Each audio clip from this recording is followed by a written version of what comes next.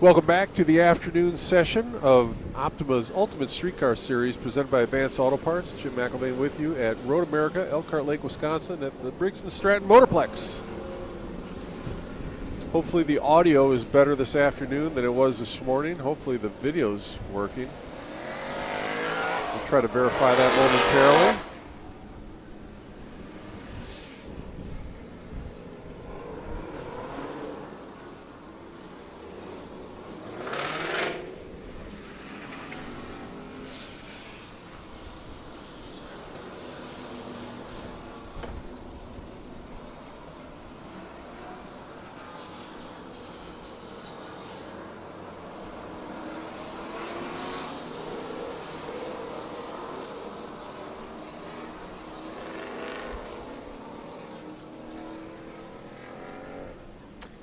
So it sounds like the video is, or the audio is much better. The video is no bueno.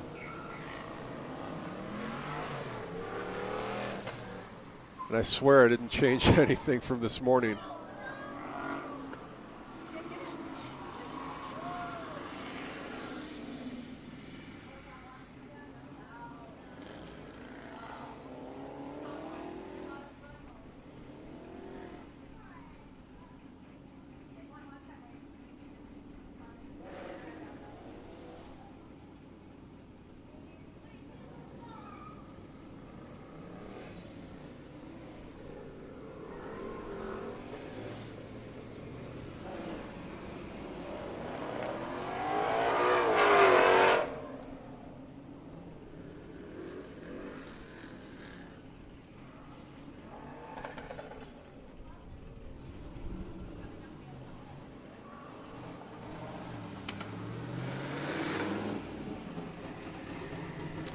So I apologize for the technical difficulties. Still trying to work my way through what is going on with the camera.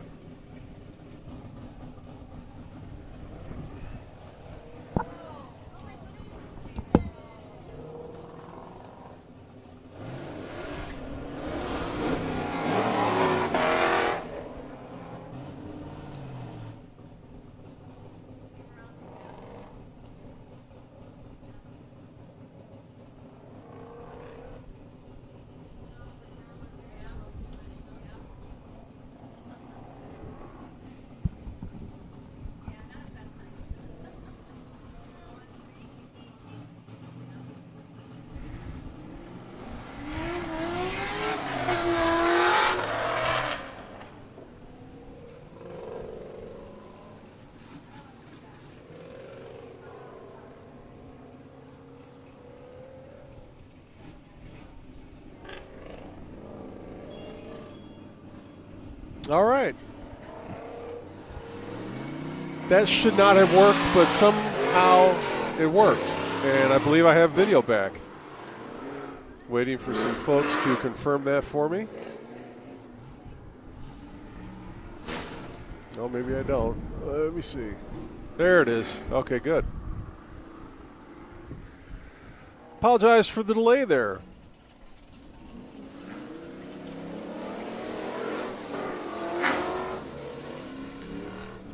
So where were we? We were at the Peak Performance Challenge. And also watching, after the cars get done with that, they head over to the Classic Car Liquidators Autocross. Ken Kelly, Classic Car Liquidators, sponsors the Autocross, and he says it's his favorite segment in the series. 4,897 on the board. That's Brendan King, 2018 Camaro. Looking at the afternoon numbers here, because like a fool, I didn't keep track of the morning numbers. I know Brandon Hurst was deep in the fours. Dave Schatz leading the way here in the afternoon session with a 4.729 so far. Brendan King, Camaro second, 4.897. Jesse Schaefer third, the 4.956 in the Chevy SS. Timothy Gordon fourth with a 5.059. in a 2010 Camaro, and James Thomas 5th with a 5.106 in a 2016 Mustang.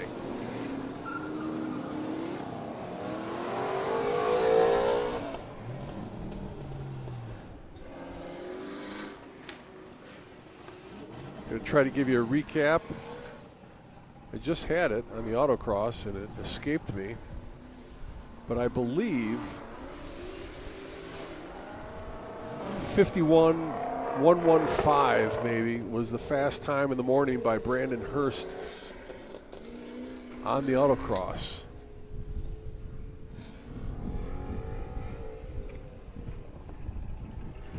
Thank you, Matt Ramirez, for giving me the thumbs up that everything seems to be working better this afternoon. Have a really nice setup here at the Motorplex at Road America. Trying to figure out if there's any possible vantage point where I can have a similar setup for the road course, just in terms of what spot might generate the best view of the action. Love it if I could just splice into the Road America cameras for the Falcon Tire Road Course time trial. Don't know that that'll work out. So Brandon Hurst this morning with a 5.115. Pause while I talk to Adam Hanna on the phone.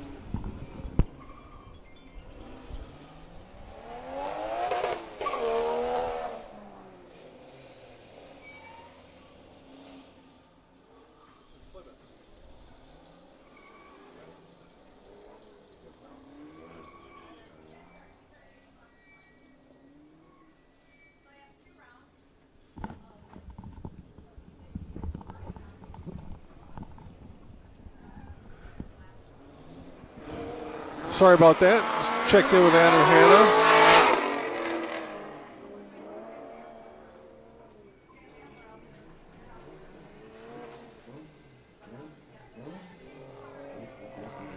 So let me run you through the top 5 from the morning. The short story is you got to be well into the 51s on the Classic Car Liquidators Autocross to be in that top 5. Brandon Hurst's 21 Tesla Model S, the fast time of the day at 51.115. Lane Farka's Porsche GT3, second fastest with a 51.158. Then Dave Schatz, 2022 Camaro with a 51.302. Fourth fastest out of the Go Moto GTC class, Dayton De La Houssaye, 2016 Mazda MX-5 with a 51.747. Then fifth fastest, Chris Smith out of the Speed Tech GTV class with a 51.852. Sixth fastest, Jeff Gordon, 2007 Chevy Cobalt, 51.866. And I mention that because the top 6 positions all came from 6 different classes: GTS, GTL, GT, GTC, GTV, and Outlaw. The only absence was the truck class. Fast time there this morning. Let me see if I can find David Carroll. 15th fastest for David Carroll overall. 53.432.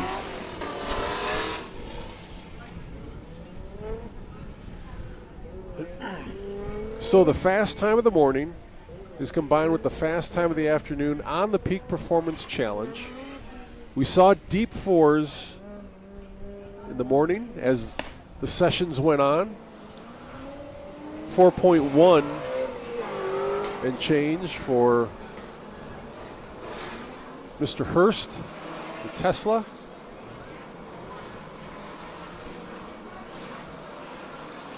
So I gave you that top 5. Schatz, Brendan King, Schaefer, Gordon, Thomas this afternoon.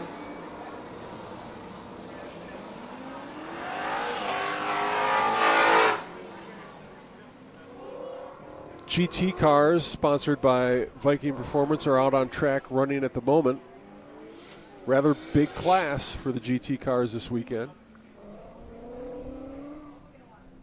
James Thomas, 11th fastest overall on the Autocross with a 53.336.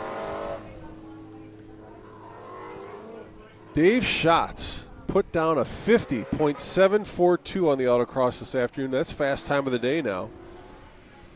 Got around Brandon Hurst by about almost a half second. So a pretty big gap.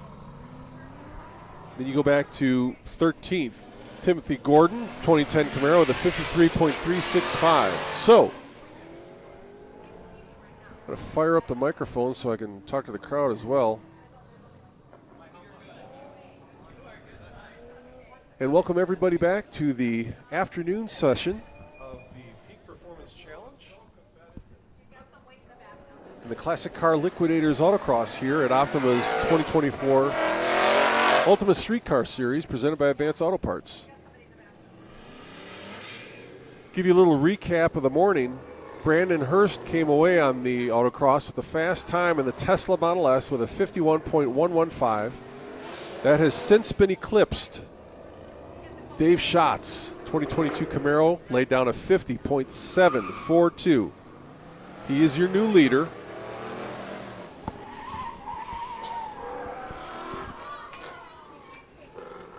David Carroll with a little excitement into the stop box. The question is if he knocked over cones, and the answer is yes, he did. If he didn't knock it over, he touched it. And if you touch it, and I'm talking Marsha Brady tapping the cone with the egg on top of the driving contest with Greg, you tap that cone, it's a DNF. So tough break for David Carroll. He slides into that stop box, gets ready to head out on the Autocross. Give you a recap of the top five here. Classic Car Liquidators Autocross. Dave Schatz right now, your overall leader. 2022 Camaro, orange in color, 50.742 on the board. Brandon Hurst in the Tesla Model S, second with a 51.115. Lane Farkas, 2015 Porsche GT3, third with a 51.158. Fourth, Dayton De La Houssaye with a 2016 Mazda MX-5, 51.747. And then fifth, Chris Smith out of the GTV class with the 70 Camaro, blue in color, 51.852. Morning times and afternoon times on the Peak Performance Challenge are combined. The fast times we saw this morning dipped down into the low 4-second range with Brandon Hurst, 4.1 something.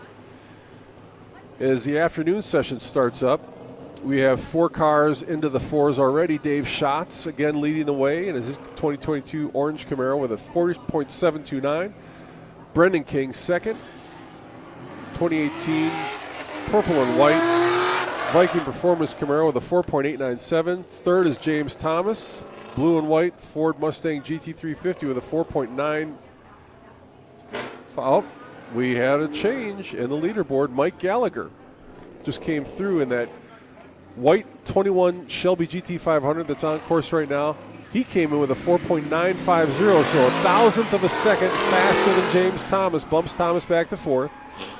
And then Jesse Schaefer, who I believe is on the Autocross right now, has posted a 4.956. So if you want to be in the top five in the afternoon, you got to be in the five or less than five.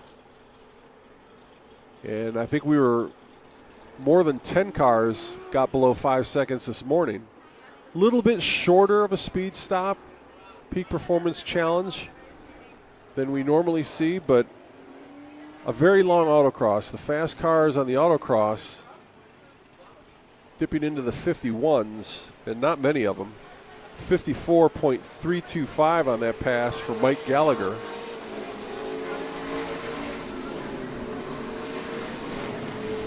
Jesse Schaefer comes in behind him at a 53.998 as Levi Zimmerman stages next. The Classic Car Liquidators Autocross. DriveUSCA.com/liveTS is where you can find unofficial live timing and scoring for this series. I'll repeat that website for you again. driveusca.com/live-ts.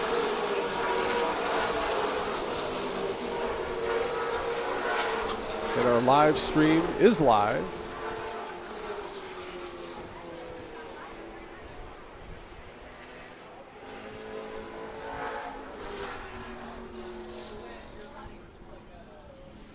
Appreciate folks checking the live stream out on the Optima Batteries YouTube channel. Simulcast there, as well as our live broadcast here as Levi Zimmerman waits patiently for his start on the Autocross. Timothy Gordon waits patiently on the Peak Performance Challenge.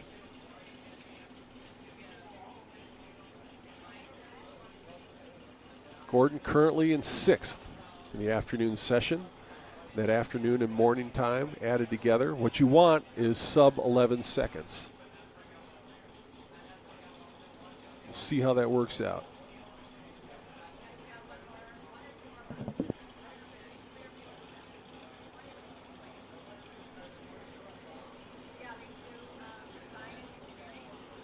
Later on today, the road rally will take place on public roads because these are all street legal cars and trucks, 200 treadwear tires,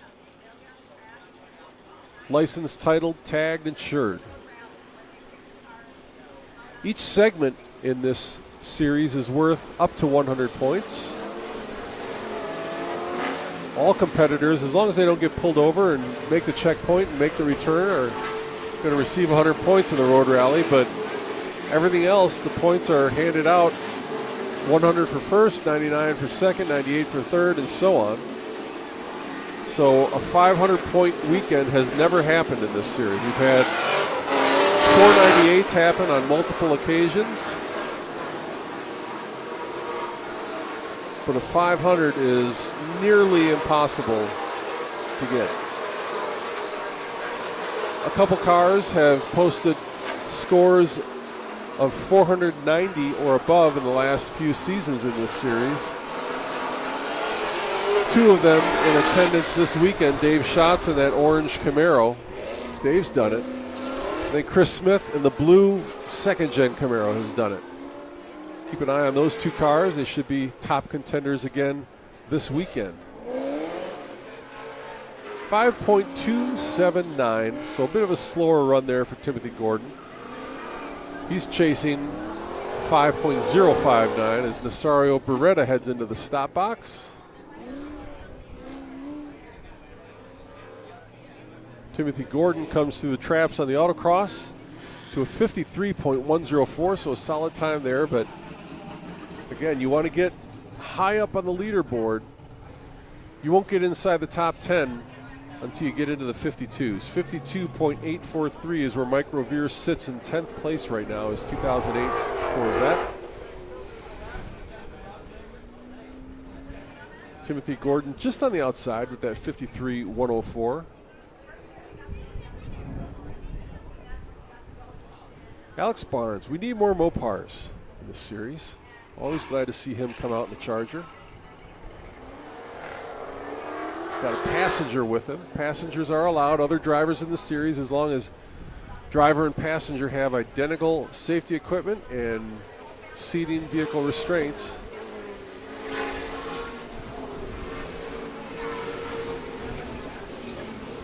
Then we move on to the BMW. Driven by Nicholas Wright, 2007 328. First timer in the series, getting up to speed on this unique motorsports competition, the 5.855. You really won't find the Peak Performance Challenge anywhere else. It does test acceleration. It's an unprepared surface, and it does test braking. It's an unprepared surface there as well.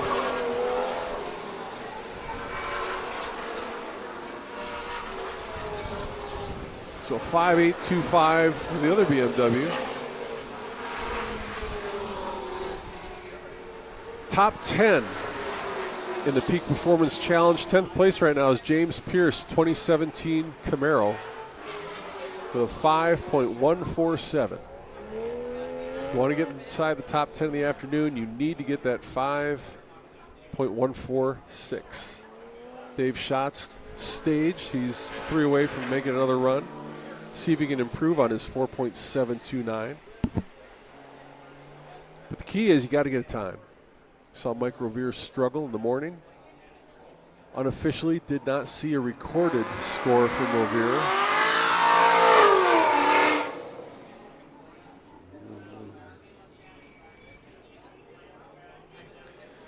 And that could be problematic because then you have a 100-second run. You're essentially in last place. You'll get points, but not too many. So Dave Schatz revealed his safe strategy, gave up a little competitive advantage he might have had. He said he's a little more conservative and reserved on his first run because he knows you need to get a time in the books, because if you mess up the first run, and we just saw that Camaro take the cone out at the end of the box. I think that's Tony Grace. Then you put the pressure on the second run. If you mess up the first one, then you're really in trouble on that third run. So if you just get a decent number up on your first go-round, takes a lot of pressure off, lets you focus a little bit more on just trying to dial it in on the subsequent runs. 4.939 would be good enough for third fastest in the afternoon, but not faster than the 4.729 that Schatz ran earlier this afternoon, so he'll stay atop the top spot and not open up the gap to second place Brendan King's Camaro by anything more. Sam Tennyson into the box now. Toyota Supra. We need more Toyota Supras in the series. Tennyson makes a big move up, takes about a half second off his time there if it's clean. Rosario Beretta also has a 5.067. He's 7th inside the top 10, so it could be a tie. Shots on the Autocross right now. We're going to keep an eye on him as Grace comes through the traps to a 53.715. Shots, the fast time of the day on the Classic Car Liquidators Autocross. He has run a 50.742. He is the only car that has run in the 50s today. He comes through the traps and a 50.477 for Dave Schatz. Moves him about 0.3 faster than his previous best and opens up quite a gap, about 3/4 of a second back to second place Brandon Hurst. Dave felt that the conditions were not ideal when this group went out first thing in the morning. Thought track conditions would be better this afternoon, and that appears to be the case.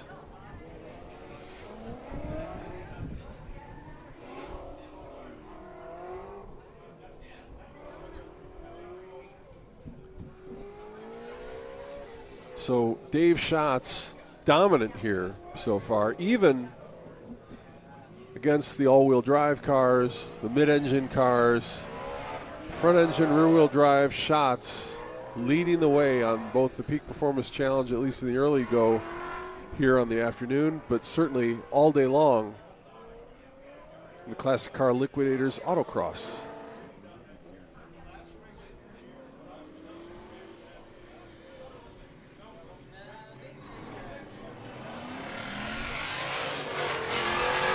So just to give you an idea where the rest of the field's at on the Autocross. Again, Dave Schatz leading with a 50.742. 10th place, Mike Rovier, the orange 2008 Lingenfelter Corvette with a 52.843. 20th place, you go back to Brendan King, that orange and white Viking Performance Camaro with a 54.125, 2018 Camaro. They've got 3 of them out here. 30th place, you have Mark Golovin, 2002 Corvette with a 55.204. 40th place, Alex Kim, 2020 Camaro with a 55.841. 50th place, James Pierce, 2017 Camaro, 57.404. 60th place, Christine Crutcher, 2004 Corvette with a 59.810. 70th place, Chris Stout, 2023 Corvette C8. David Carroll with a clean run into the stop box and a nice 5.200.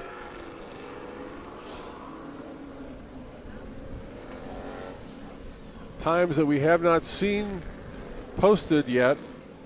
Jade Barron, 2014 Camaro. I don't know if she had a mechanical issue or not that she has not run in the morning session. Jacob Fisher did not get a clean time in the morning session in his 85 Porsche 948. Nick Kistler in that beautiful blue 69 Chevelle did not post a time in the morning. And then Steve Kuhn in the 2013 Corvette did not post a time in the morning.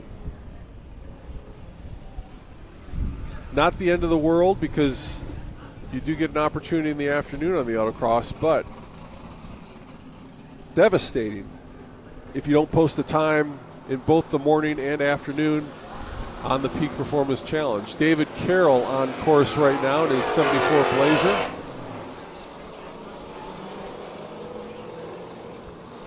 He is 16th overall in the Peak Performance Challenge in the afternoon.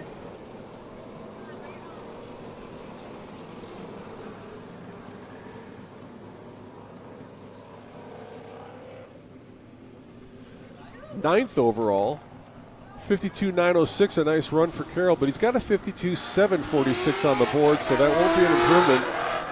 But Carroll impressively sits inside the top 10 on the Autocross in that Chevy Blazer.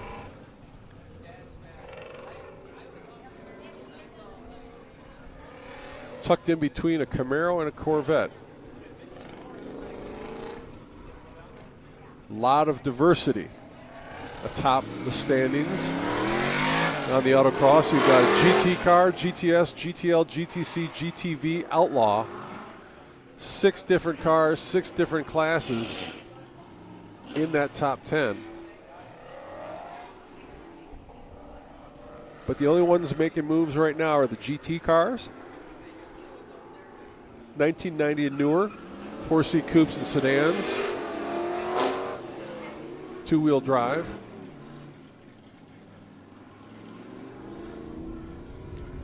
So I guess if I came out in my 2006 Ford 500, I don't know if it's, I think that would probably be a GT car, if I'm not mistaken. Yes, it would. It's 2-wheel drive. If it was an all-wheel drive Ford 500, that would be in the GTS class. GTS class is 1990 and newer. 2-wheel drive, 2-seat coupes, like heavier Vipers, Corvettes, or heavier all-wheel drive vehicles like the Nissan GTRs, Subaru WRXs, etc.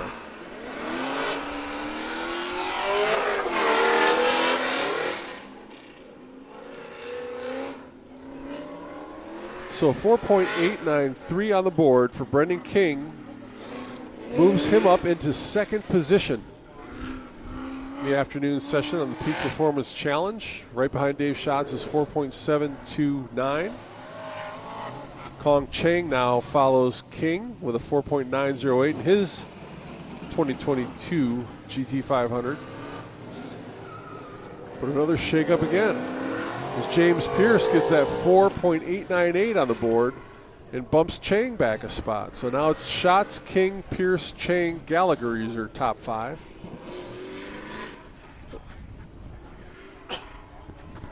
But again, that's just the afternoon session, just the GT cars so far. 55.036 for Brendan King on the Autocross, so no threat to Dave Schatz is 50.742.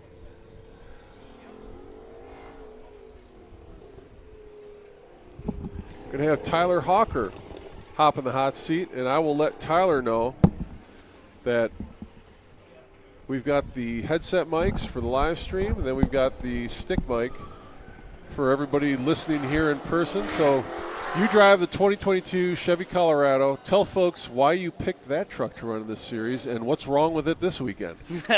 Okay, so we picked the truck, ironically enough, because we have puppies, and it was a literally a daily driver first, and then we're like, let's go do something fun with it. Wanted to do some car stuff, looked into Optima, and we're like, well, we can run the truck. It fits in the series, so let's just run that. That's what we got. So that's how that started. and then that's just spiraled out of control. And then this weekend, once again, we've had brake failure just like Virginia, but at least this time it didn't catch on fire. So we saw you running in the morning sessions. Are you just putting up some times to get some numbers, or are you pretty much done at this point for the weekend? I am just trying to get some points just to stay on the board. Any points is better than no points. And so the brakes are there, but they're not fully there. So I'm just staying within its limits and getting points on the board. So do you have sponsors on your truck who are helping you out one way or another, making it out here, making it easier for you to come and have some fun? I do. Thankfully, from a good season running in Optima last year, I got the attention of a few people, and 425 Motorsports out in Kirkland, Washington. I am one of their sponsored drivers this year, which is a blessing. They do everything from fabrication, safety, safety equipment, and a whole gamut of stuff. Good people out in Kirkland. We got the coffee kiosk out in Minot, North Dakota. It's a little coffee stand, but they love hearing about all of our adventures with Optima. We've got Mallet Cars isn't technically a sponsor, but if we didn't have their supercharger kit, our truck wouldn't be as fun as it is.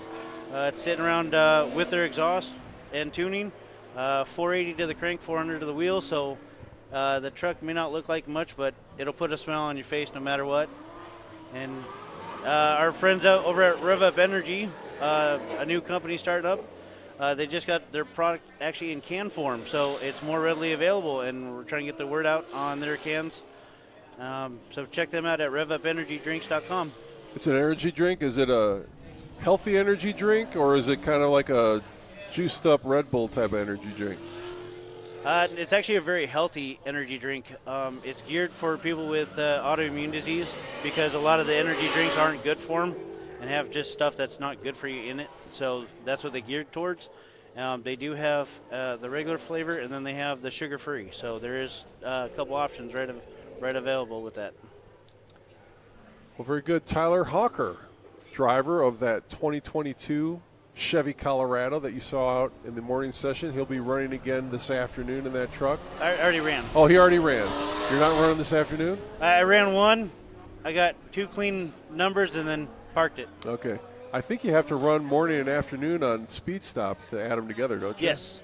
So I've got morning, and then I got one for this afternoon. Okay, he ran one this afternoon, put the number up, parked the truck. Yep. Save it for the road rally and Winrock Speed Shop Design Engineering tomorrow. Correct. Okay. Well, thank you for stopping by, Tyler. I appreciate it. Yeah. These are such fun events. People really do need to come out and just experience them. You don't have to have a fast car or fast truck to have fun here. So just come out and enjoy it. It's great for the family.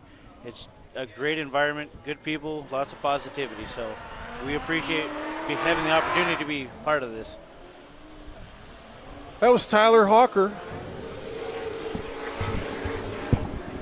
And we thank him for stopping by, and let the other competitors know if they want to come up and pimp their sponsors. They're welcome to do that as well. But not everybody's as comfortable behind the mic, and that's understandable. Dave Schatz is not bashful in the least. He did a great job this morning, giving some great insight into what's going on here. And we see some positions moving around inside that top 5 on the Peak Performance Challenge. Dave Schatz still in the lead. 2022 orange Camaro with a 4.729. Brendan King in a purple and white 2018 Camaro, second with a 4.893. James Pierce, 2017 Camaro. That's kind of like a black or charcoal color. 4.898. Kong Chang, fourth. 2022 Ford GT500 with a 4.908. And Mike Gallagher in the white 2021 Shelby GT500 rounds out the top 5 with a 4.950. James Thomas, a thousandth of a second behind him with a 4.951. Jesse Schaefer, 5,000th of a second behind him with a 4.956. So very tight competition right now in the Peak Performance Challenge. Over on the Classic Car Liquidators Autocross, Dave Schatz leads the way there as well. And these are the times overall for the whole day. And not much has changed since Schatz moved to the top. He's still followed by Brandon Hurst in the Tesla, Lane Farka in the Porsche GT3, Dayton Delahousse in the red Mazda. David Carroll sliding into the box cleanly. And Chris Smith, 5th place overall, the Autocross in that blue 1970 Camaro with a 51.852.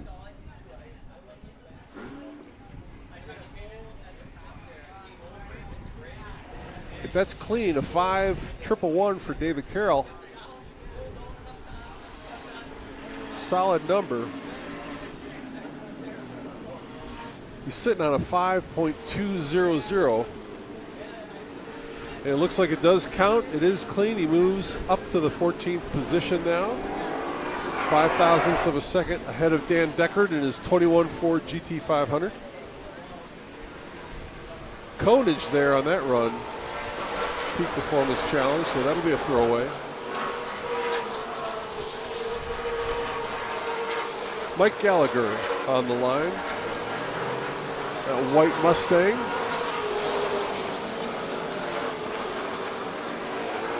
Gallagher needs to do better than a 4.950. He gets a 5.060, so he'll stay where he's at in the 5th position.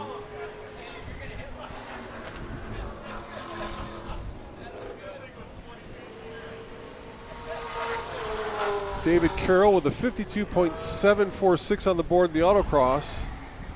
52.938, a solid run, but not an improvement for Carroll, so he'll stay where he's at. He's done quite well.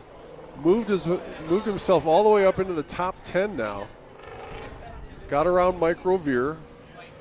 Trying to chase down for points and position, well, points anyway, Wayne Atkins, who sits in 7th in that 3rd gen Camaro with a 52.593. Levi Zimmerman heads into the box, slides it, but it's clean. 5.404 for Zimmerman.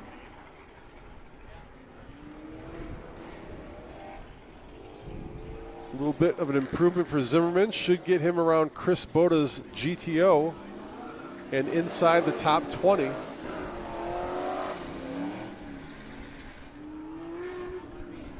Tim Gorton inside the top 10 with a 5.059. If that's a clean run, a 4.987 would move him up even further, and it does. Gets him around Mike Roush. Gordon moves up to 8th position. Brendan King on track right now, 4.893 on the board. He gets a 4.912, so not an improvement for King. He stays in the 2nd position behind Dave Schatz. Just 5 thousandths of a second ahead of James Pierce's Camaro. Pierce on deck right now. So Pierce has a 4.898. He'd like to get a 4.892 or faster. And a 4.9 is not going to cut it for Pierce, so he moves on.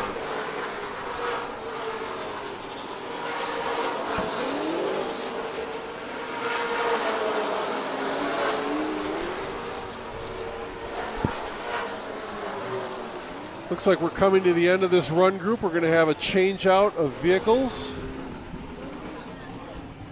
The trucks and the GT cars will head back to the pit area. And we will likely get the GTV cars, sponsored by Speed Tech, and the Go Moto GTC cars, the compact cars, coming up next. And when they do, I might take a brief break on the microphone just to grab a couple quick videos for social. Chris Jacobs did a great job. He recorded like 45 continuous minutes this morning that I just couldn't use. So 10-minute break, says Eric Heller, while we reset, give you a chance to run to the bathroom, pick up concessions at what I think is probably the best track food in the country, Road America. I just had the chicken cordon bleu for lunch and the bacon double cheeseburger, both outstanding. 57, 143, not going to set the world on fire. I'm going to take a break, but before I do that, I'll give you the top 5 so far this afternoon on the Peak Performance Challenge. Dave Schatz Orange 2022 Camaro leads the way with a 4.729. Brendan King in the purple and white 2018 Camaro out of the Viking Performance Stables with a 4.893. James Pierce, charcoal 2017 Camaro with a 4.898 in third. Kong Chang fourth with a 4.908 in the 2022 Ford GT500. And Mike Gallagher fifth, 2021 Shelby GT500 with a 4.950.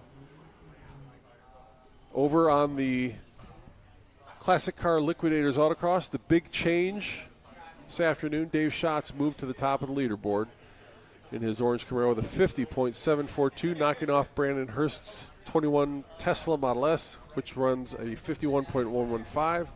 Lane Farka in third in his Porsche GT3 with a 51.158. Dayton De La Houssaye in fourth with the Mazda MX-5 with a 51.747. And then Chris Smith, 70 Camaro, in fifth position with a 51.852. That's the blue second-gen Camaro. So I'm going to pause on the mic, but I'll leave the live stream open so you can take in the sights and sounds of beautiful Road America, Elkhart Lake, Wisconsin, and Optima's 2024 Ultimate Streetcar Series presented by Advanced Auto Parts.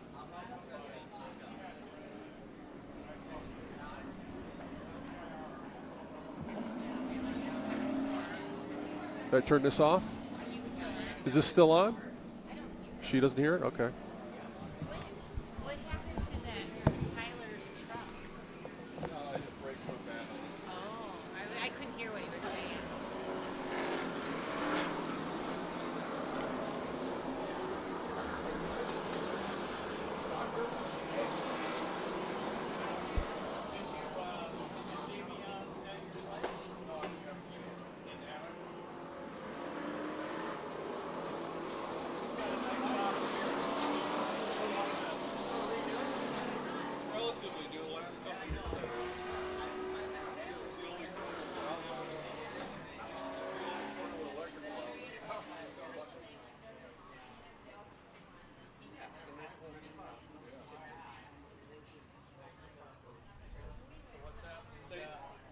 Kids are still back in Florida. Is it August or something? I'll leave Monday, and then I go out to Portland for the next month.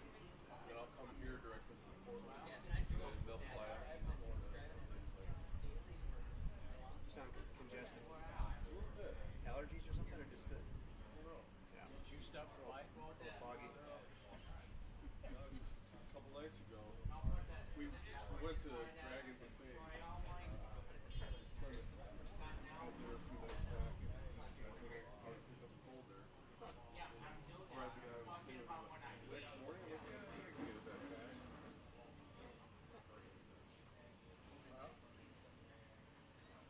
I went to bed last night at 10:30 and woke up at 2 a.m. So I'm a little bit of a deficit right now.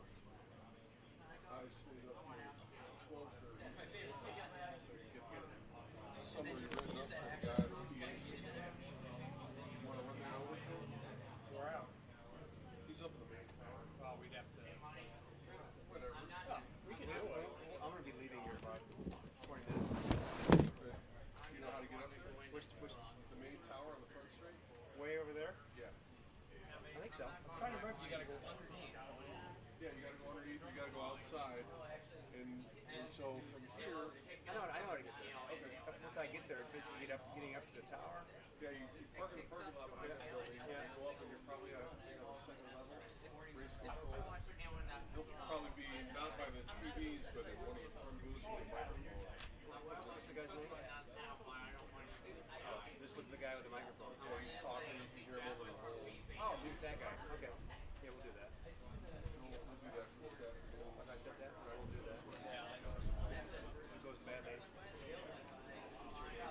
So I think what we ought to do, I brought a battery too, because I'm sure the battery in there is kind of poofed.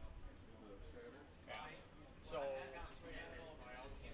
probably to lift up. Do you have extra jacks at your place?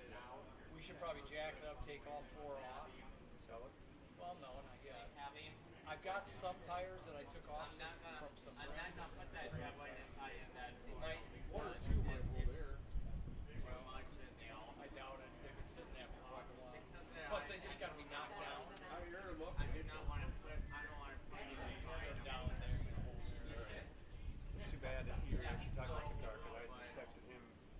different Saturday.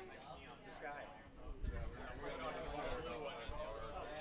But I was gonna come up here and say, so did Jim tell you the news yet? Like what? And he told me he was gonna tell you that you got your Saturday. Well, I do gotta pay him some money out of that.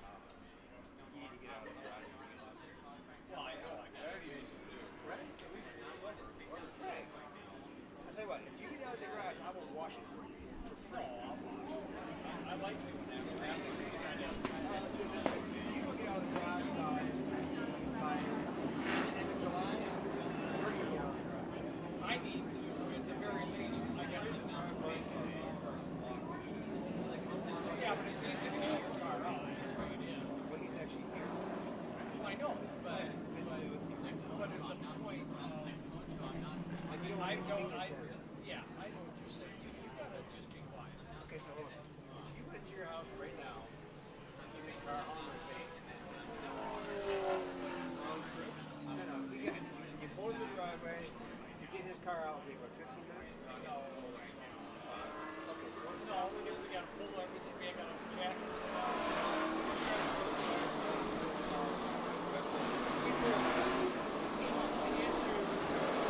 The issue we have. I know. I didn't even put stay bell in there. I got. Yeah, you just gotta. Just. That's Yeah. a great idea. I know. Let's do it tonight. I don't have insurance on it. Let's put your plates from the other side on the line. Well, that's highly unethical. I only do that every once in a while. Though, Yeah, but all kidding aside, you need to check out. Enjoy it. Don't you have a barn home you can park in? Let's get those dumpsters He's over got too there. many other $400 cars that he needs to protect. See, that's I don't understand. You've been over his house, right? How does it make you feel when you go over there and see all those barns full of them? hey, You leave your $30,000 car in the driveway and $500 in the junk in the garage. it's a sad state of affairs. But he's keeping the expedition in case he needs to haul something. Yeah, the expedition. I could have sold that last year. I should have. Somebody just driving by and said, I want something for basically whatever it is, what you need. They told him, well, I don't know, it needs this. I've got to repair. How much did he offer you? Well, he didn't. He said, just tell me what are you looking at. I didn't even know what to ask for. Plus, I thought the wife was thinking that she still wanted it just in case to move stuff. And she didn't. So now we should probably sell it. I'm sure she's really interested in that car. She's not Especially all the rats who live in practice. except for the cars that are there. I like the Sunfire. So what's the next thing on the agenda? More of this afternoon, or just doing a set of the grid? It's like at 1 o'clock or 1:30. We've got 3 minutes, probably. Oh, you got to get back on the mic. This camera's still live. Oh. Hi, Greg. No, we can't hear you. It's that microphone. Might hear you a little bit. Yaden's. Greg Conkey has a Saturn for sale. Saturn Sky. You still have all those Saturns? You still have all the Saturns? This is a smoking deal. I don't know. So Al Radonsky and his mom and daughter showed up last night. Okay. They had never seen Red Dawn. The original one? Yeah. Now they have. Can't say I It's a am. great movie. What's Red Dawn? Patrick Swayze and They come out of the Charlie hills. Sheen and C. Thomas Oh, Howell. I saw. The Russians and the Mexicans and the Cubans invade the country, and they run up to the mountains of Colorado and start picking them off. Can't deal They with it. redid it, and it was a horrible remake. Well, everything they do now is a remake because they Howard's have no. Booth was in it. Howard's Booth. I'm like, do you recognize him from Tombstone, Al? He's like, I never saw Tombstone. All right, guess what we're watching tonight, Al? Tombstone. So you watching Tombstone? Is Al competing? Yeah. Yeah, I thought I saw him. He's got his yellow pen, right? No, Corvette, okay. He should get his other 440s and 450. It's getting close.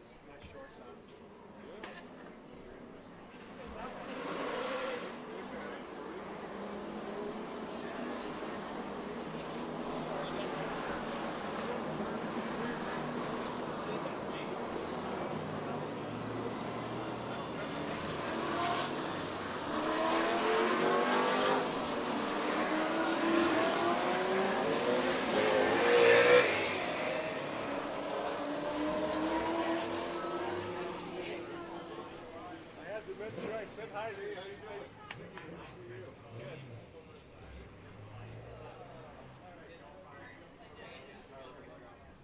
See you, Jim. We'll see you guys.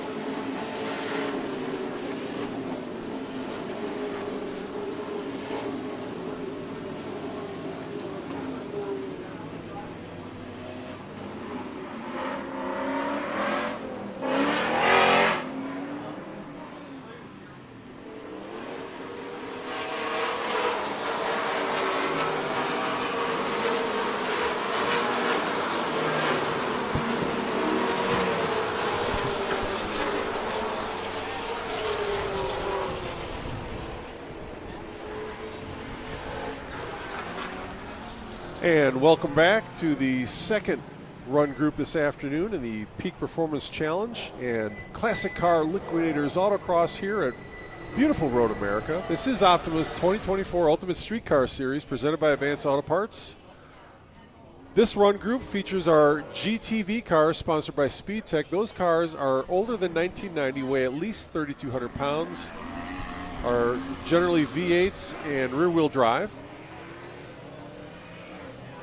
We also see the GoMoto GTC cars, which have a wheelbase shorter than 107 inches and are non-V8s. So Mazda Miatas are the most common competitors, but we also see Honda Civics in that group and older Datsuns, as long as they're not V8 swapped. And some older Porsches and Lotuses, the short wheelbase. We see Chris Smith's third-gen Camaro on track right now. It's a paddle-shifted LS7. I think it's LS7. That car, if it had a 6-cylinder or 4-cylinder, could run in the compact class because the wheelbase on the third-gen Camaros is shorter than 107 inches. His father, Chris Smith, defending GTV class regular season champion, up next. Take a look at the numbers. Peak Performance Challenge. Dave Schatz is leading the way. He has a 4.729 on the board. That's what Chris Smith is chasing, a 4.729. And he gets it, a 4.708 if it's clean, but it's deep in the box. I'm not sure it's clean. They're lifting up the cone like it's dirty. So probably will not count for Chris Smith.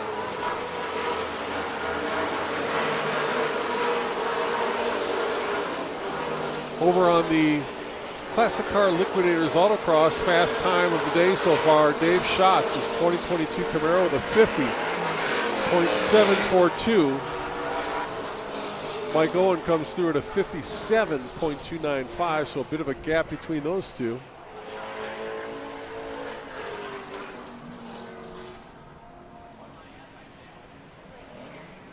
As you look at the top cars in that GTV class, Chris Smith, who's at the starting line, currently sits 5th overall with a 51.852. That's fastest in the GTV class. He'll pick up points if he can get around Dayton De La Houssaye, who posted a 51.713, 4th fastest overall, fastest in the GTC class. So on track right now, Chris Smith, 51.713, the time for him to beat.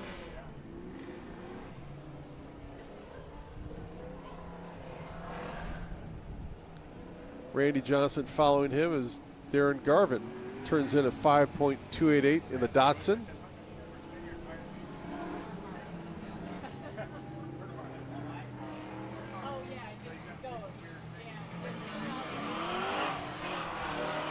Garvin making Dayton De La Houssaye earn it. De La Houssaye just a 1/10 of a second ahead of Garvin on the Peak Performance Challenge. Chris Smith with a 52.288. So not faster than the 51.852 he turned in earlier. Randy Johnson is following him. Johnson had a 54.521 on the board. And a 53.743, solid run for Randy Johnson. Moves him up quite a few positions because he was sitting in 27th place. If it's a clean run, if he didn't hit cones, I see people jogging around, and that might be for Darren Garvin. Looks like it is, so Darren Garvin's run will be a throwaway.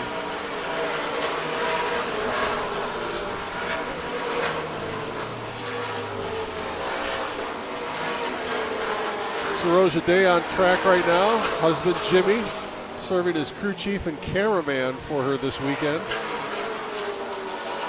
She navigates the Autocross. Wayne Atkins comes through at a 5.130 on the Peak Performance Challenge.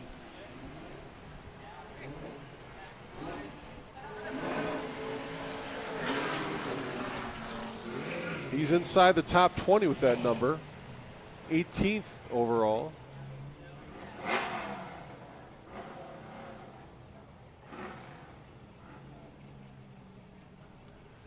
Atkins inside the top 10 on the Autocross. His fast time of 52.593 as he takes off from the starting line.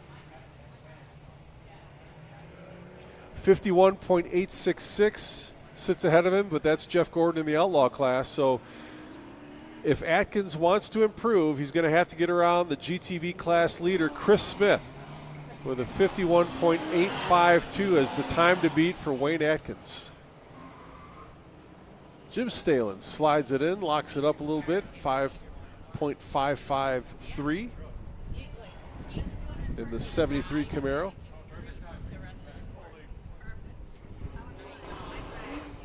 So eyes and attention on Wayne Atkins in the 3rd gen Camaro. I think I might have said there was only one this weekend. There's two. Chris Smith, his son Jason, campaigns a white 3rd gen Camaro.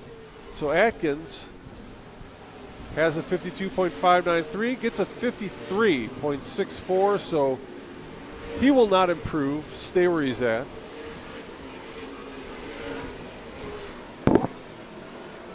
Tony Phillips on course right now in the Subaru BRZ.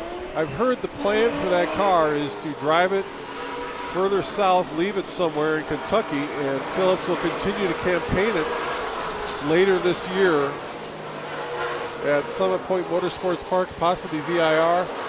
No word on whether we'll see his 55 Chevy out at Portland next month, because that's right in his backyard. I believe he's a Washington State resident. And Tom Adjutant in the Acadian Invader on track. 58.474 on the board for Phillips. That's not going to be an improvement. He's got a 58 flat on the board right now. Sits 56th. Paul Bulski is right behind him with a 58.271 of the 71 Buick GS that you see in the Peak Performance Challenge at the moment. So different classes, but tight competition between the two.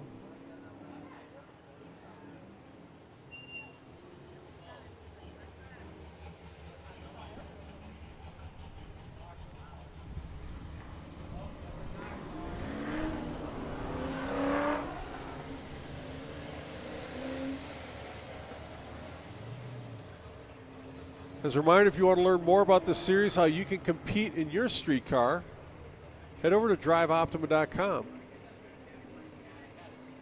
Read up on the rules, upcoming events. Some sold out, some have some space available.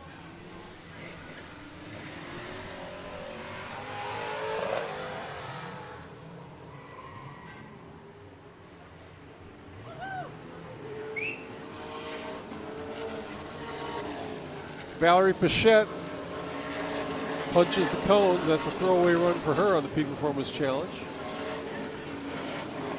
Now we're moving back to some of the leaders.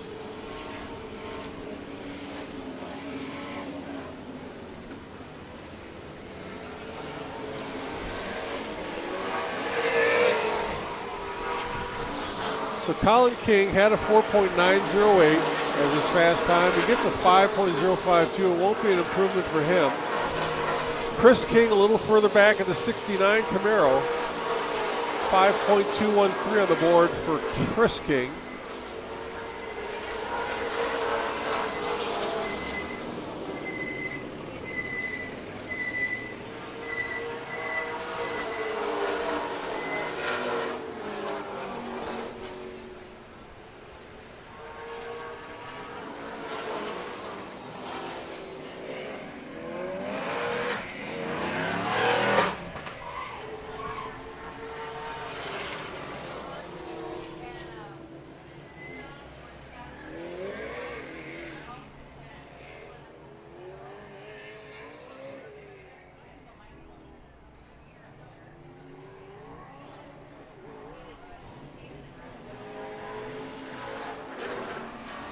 So just announced the two competitors for the Speed Perks Showdown this weekend. Jesse Schaefer, the 2015 Chevrolet SS, and Paul Bulski, 71 Buick GS. Both of them ran here last year. Schaefer posted a 377. Bulski posted a 375. So it should be tight competition between those two.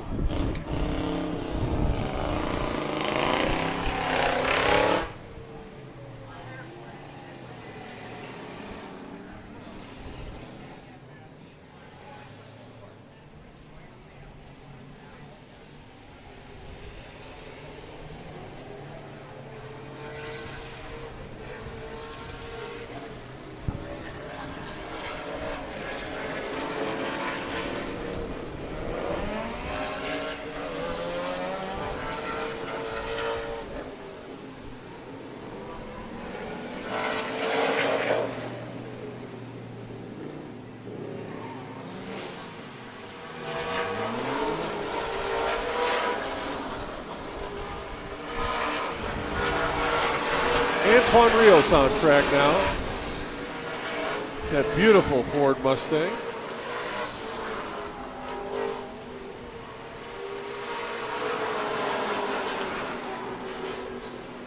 Take a look at the leaderboard here as we've cycled through some of those faster GTV cars. Not a lot of movement at the moment.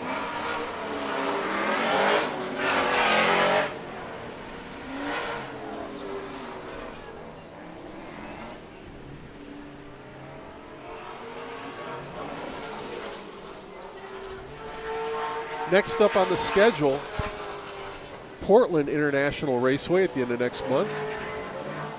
Then the series moves on in mid-August to Summit Point Motorsports Park and wraps up the regular season after a short hiatus at Virginia International Raceway, a 4.969. Did I see that right? Nice run by Dayton De La Houssaye.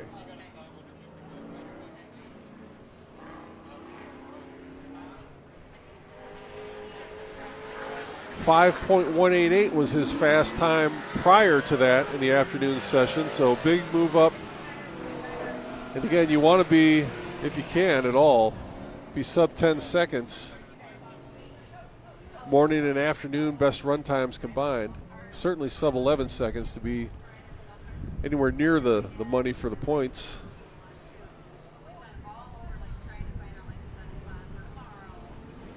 Paddle shifted third gen Camaro on track now in the Peak Performance Challenge. Jason Smith, a 5.082. That's a big jump up. He had a 5.72.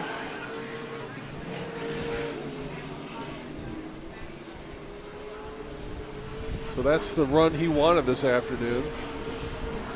Moves him all the way up inside the top 20, 16th place overall.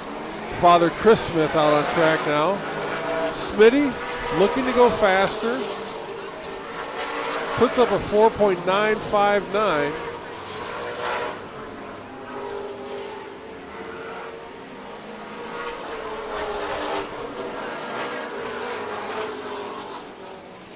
That's a better run for him, puts him inside the top 10 overall. Randy Johnson follows him with a 5.024. He had no time yet. He had some cone issues, so hopefully this one counts.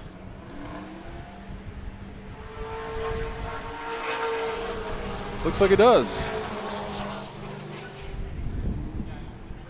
Randy Johnson moves up to 12th in the afternoon session here. Now we'll head over and look at the times on Classic Car Liquidators Autocross. Chris Smith with a 51.852 on the board. That's fifth fastest. Dayton De La Houssaye just ahead of him with a 51.713. That's the time Smitty is looking to beat here. Can he get past the 51.713?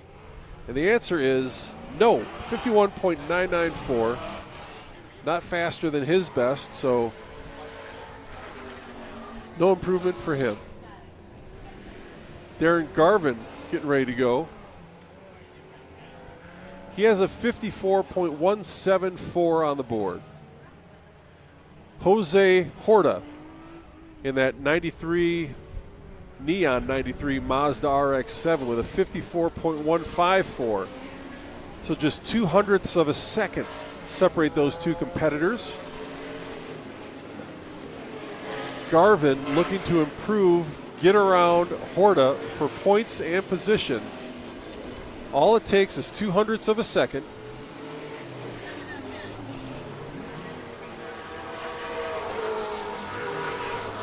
Four more cars ahead of him in the 54s.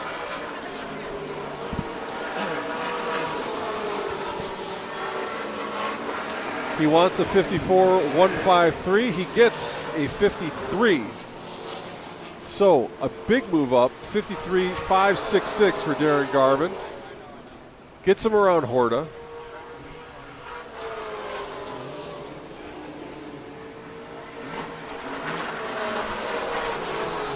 As long as it was clean and cone free, I'm not sure if that's the case or not. But he was 27th. If it's clean, moves him all the way up inside the top 20, probably to 16th position.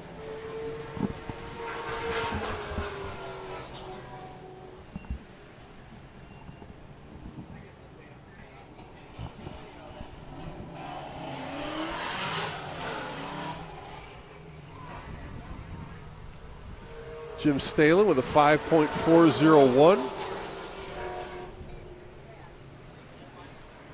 He had a 5.553, so that would be an improvement if it holds. Gets him around Levi Zimmerman by just 0.03 of a second. Just outside the top 30 overall in the afternoon. Wayne Atkins coming in, posts a 53.523.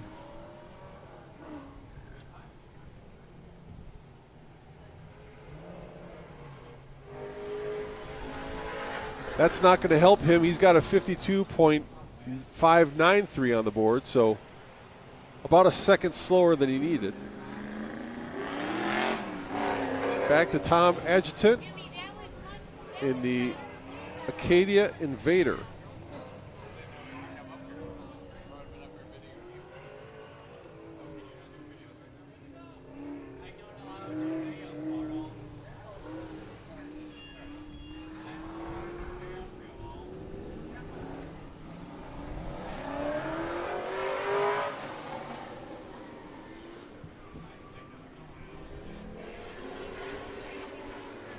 Paul Bolsky up next. Mike Dapkus, the gorgeous AMC Javelin, getting ready to finish up his autocross run.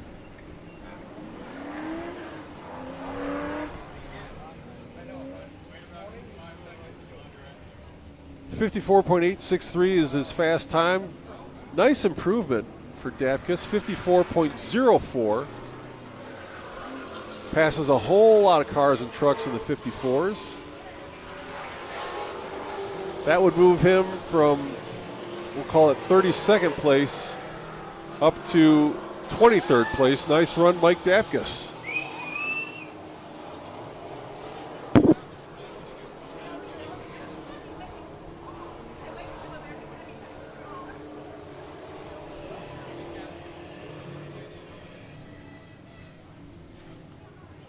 Now we turn our attention to Colin King. He has a 4.908 on the board in the Peak Performance Challenge.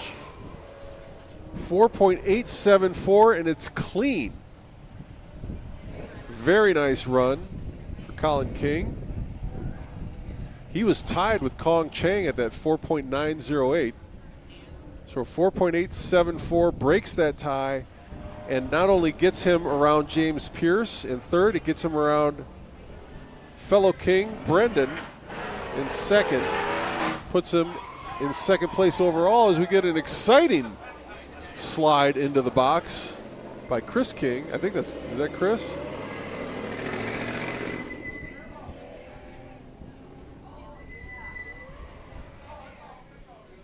That is Chris. That run won't count.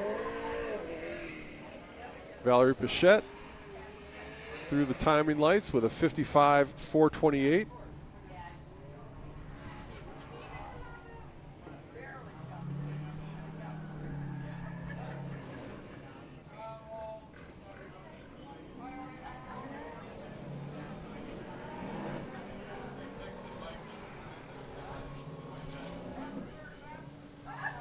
So Colin King on track with a 54.029 on the board.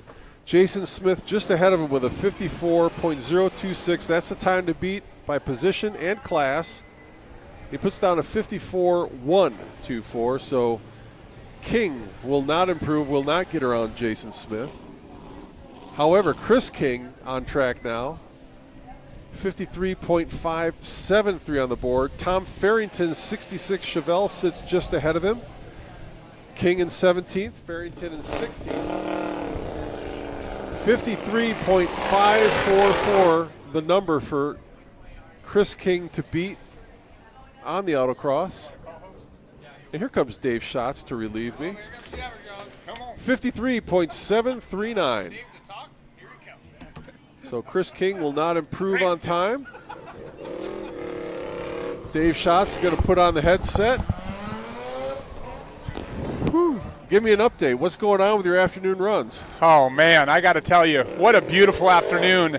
The afternoon runs really came together. I think I'm still leading, Big Jim. 4.7 for the speed stop this morning, or this afternoon. And so getting to bring a little bit of respect to the 6th Gen West Coast Optima Camaro. K-Tech Power, Nankang Tires, Pro Parts USA custom suspension. It was all working for 4.7 seconds.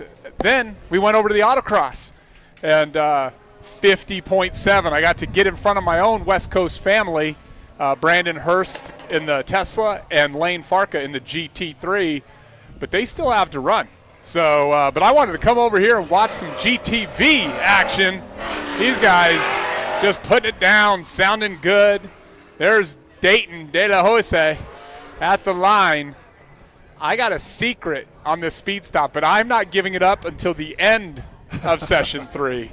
Big Jim. But I got to learn something watching with you this morning, actually. Oh, that's good. Dayton has a 4.969 on the board. Whew. 4.959 is Chris Smith. Was it clean? It looks dirty. Yeah, let's see. He backed up. What do you guys think? Dayton, he's got the EcoBoost. They hold the cone up, so that would suggest it's no good. Okay. He has got an EcoBoost Ford. So Dayton De La Jose in that beautiful MX-5 Miata has got an EcoBoost Ford 4-cylinder turbo in there, and man, does he boogie in that car. So let's see. I did like the elevation here. Oh, nice little slide out of the start as Dayton's on the Autocross course now. GTC, current class leader. So let's see how he does. But I was happy with this course from Eric Heller. Like, I think we can beat the little guy this time. Wow, he went to the inside of the optional slalom. I'm not sure that is the right way to go, but his car's half the size of mine. So, this optional slalom, the inside is less distance, except for the final cone, Eric making it ever so difficult to trade off. It puts you way on the outside of a big hill turn. So I'm not sure. I see the Smitty boys. There goes Chris Smith. Let's see. Here comes Dayton through the finish. 51.773. Nice job, Dayton. Oh, I'm hearing 2 wheels off. Not sure if they're going to call it. But, if you do it with control, they'll give you some respect. Is that a 4.6? It was. Yep. Holy smokes. Darn Chris Smith. Smitty in the blue Smurf. Just one of the most beautiful second-gen Camaros. Here comes. Speaking about beautiful, look at this Chevelle. You just gorgeous black Chevelle. Both of them. Yeah, both of them. Gen 1, Gen 2. Let's see. Smith out on course. He's running Yokohama tires. He goes back and forth between the Yokes and the Kangs. His boy is on the Kangs. He's on the Yokes. 51.852 is his best time. 51.8 from this morning, right? Okay. Yep. Here comes Jason, 53.5. Let's see what Smitty's got for us. All eyes on your current GTV class leader, let alone, heck, he's overall. We'll have to see, but I think he has fast now speed stop time overall for the afternoon. He does, okay. Let's see. I'm going to give the mic back to Jim. I'm going to watch him come to this finish. So the number to beat for Chris Smith, 51.852, will improve on his time. Oh, he's not going to do it. No. 53.8, much slower than he wanted. And a cone. And a cone. I got to tell you, Jim, with these temperatures, I'm worried about the Yokohama boys. I think they're not going to get much quicker. I look forward to them proving me wrong, but it's above 80 degrees. The sun is out. I didn't see a grid full of sprayers. And I even think my Nankangs, which historically take a lot more temperature, I think they started to fall off. It is hot now on this autocross track. Lots of heat being built up. And my first run was the fastest in speed stop, which is not normal, but just such pretty grip, clear skies. Here's Wayne Atkins at the line of that beautiful third-gen Camaro. Wayne with a 5.13 on the board. Dan Deckert sits ahead of him with a 5.116. That's the time for him to beat for points. Let's see. A 5.041. Nice run for Wayne Atkins. Drops a 10th. That'll move him all the way up from roughly 23rd position inside the top 15, probably to 14th place. Gets him around Chris King's 69 Camaro as he moves over to the Autocross. So Roja Day taking the inside as well. So gotta love that. I want to, Dayton, if you can hear me, try the outside. Dayton, this is Super Dave on the mic. If you can hear me, try the outside of the optional slalom. We get 4 runs this afternoon, lots of time. I think you'll make that distance back at the end of the slalom. But love seeing you guys go so fast on the inside of that cone in those little cars. So that could be the right way, but I think you can carry more speed through it if you enter it on the left. And Soroja, 58.146 through the finish. How about that for Dave Schatz, giving up some pointers, not just to Dayton, but everybody that can listen on the PA system. Wayne Atkins with a 52.593 on the board. That's 7th fastest overall. Come on, Wayne. 51.886 will improve him on position. So he improves on time. Well, he doesn't improve on time. He's close and consistent. I thought you said he had 52.8.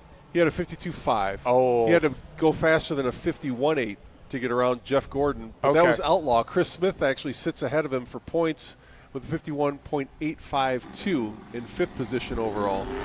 Got it. All right. Let's see. How about Tony Phillips? This guy. Oh, there's a couple. The Dayton De La Jose 2 wheels off corner. We're going to call it that from now on. 58.224. But how about Tony Phillips? If anybody knows Tony and the beautiful Bel Air Chevrolet that he typically races, he is out here in a Subaru BRZ. He's like, yeah, I bought this to leave it on the East Coast. And he drove it out here, and he's going to do all the events on the East Coast is his plan in the GTC class. So congratulations, Tony. That's going to be fun to watch you drive that car. I'm sure it's got a little less oomph, but I bet it turns left and right a little better than that Bel Air. Now, I know some of the vintage race car guys leave cars in Europe because it's a lot easier to fly over there and do that. This is the first I've heard of that domestically for street cars, although I will tell you it's very common in the off-road world. After really? Lucas Oil left the off-road racing world, they used to sponsor the Lucas Oil Off-Road Racing Series short course races out west.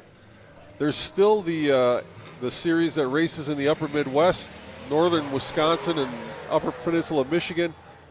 Some people moved to northern Wisconsin. Others bought shops, and others rented space, and there's all kinds of Arizona, Nevada, California vehicles sitting in garages in northern Wisconsin waiting for racers to come out on the weekends. They just had the brush run at Crandon last weekend, and a lot of folks fly in for that, leave the vehicles in the Midwest.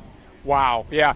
I got to tell you, being here this weekend, you're like, I'm moving to Wisconsin. It's beautiful. Well, let me tell you, it's June. It's July. You got to be like Jim McIlvain. If you want to live here, it's in the summer, and then you got a beautiful house in Florida for the winter. So because as beautiful as all this is, in about 3 more months, there will be nothing happening here but 4-wheel drives. All right, we got the King, boys, back on track. Let's see. And is that a 4.7? 4.76. Wow. The second gens, just something special. It's not the drivers. It can't be that. It's the chassis. Let me tell you, these second gens just putting it down. So, whew. Now, all right, here comes, what? Chris King. Chris King might have missed second gear or something didn't go right on that run for Chris. But, man, yeah, all the Kings, Brendan, Chris, whoa, 2, Mark. You see them? Oh, boy. 2 beautiful patches entering the 3-cone slalom. For which King is this? That one's Colin in the Colin. 71 Camaro. All right. Which one's Pops? Chris, I believe, Chris. in the 69. Okay, in the 69. All right. And Brendan in the late model 2018 Camaro. Brendan in the late model. I'm working on getting them straight myself. Yeah. Thank goodness one of them has a B instead of a C. Right?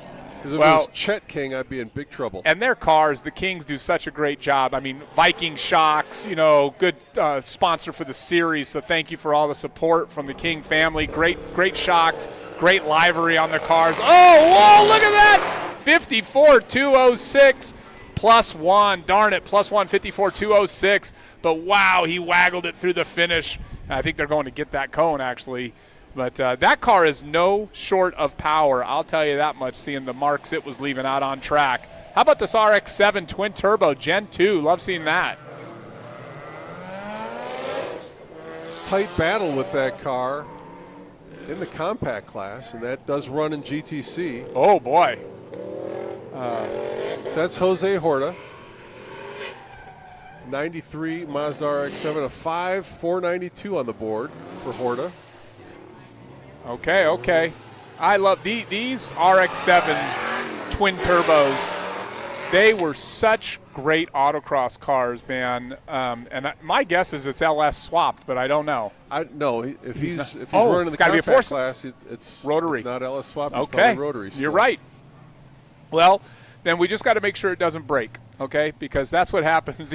These boost cars, they got so many tubes and hoses and all that boost when they're turned up, it puts quite the stress on them. But it sounds good, looks good. I'm figuring I'm watching Fast and the Furious right here at Optima Ultimate Streetcar Road America 2024. Here comes Ellsworth, 58.507. 58.507 for Ellsworth. No, 62.025. Shoot, 62.025 for Ellsworth. So he was looking for a co-drive. Brandon Hurst, I nominated you. David Carroll, I know you're always willing to jump in a car. Give him a hand. Oh, the RX-7 twin-turbo top of the hill hitting the cone. Dayton DeLaHousse on track now. Oh, we're back up. All right. 4.969. He's trying to be – how you doing? James Pierce, nice speed stop, Mr. Pierce. Nice job. Yeah, I like that. Cortez Performance, Camaro. I like seeing them bow ties, giving everybody a hard time. 56.086 for the twin-turbo RX-7, but plus that one cone. Won't be any help there.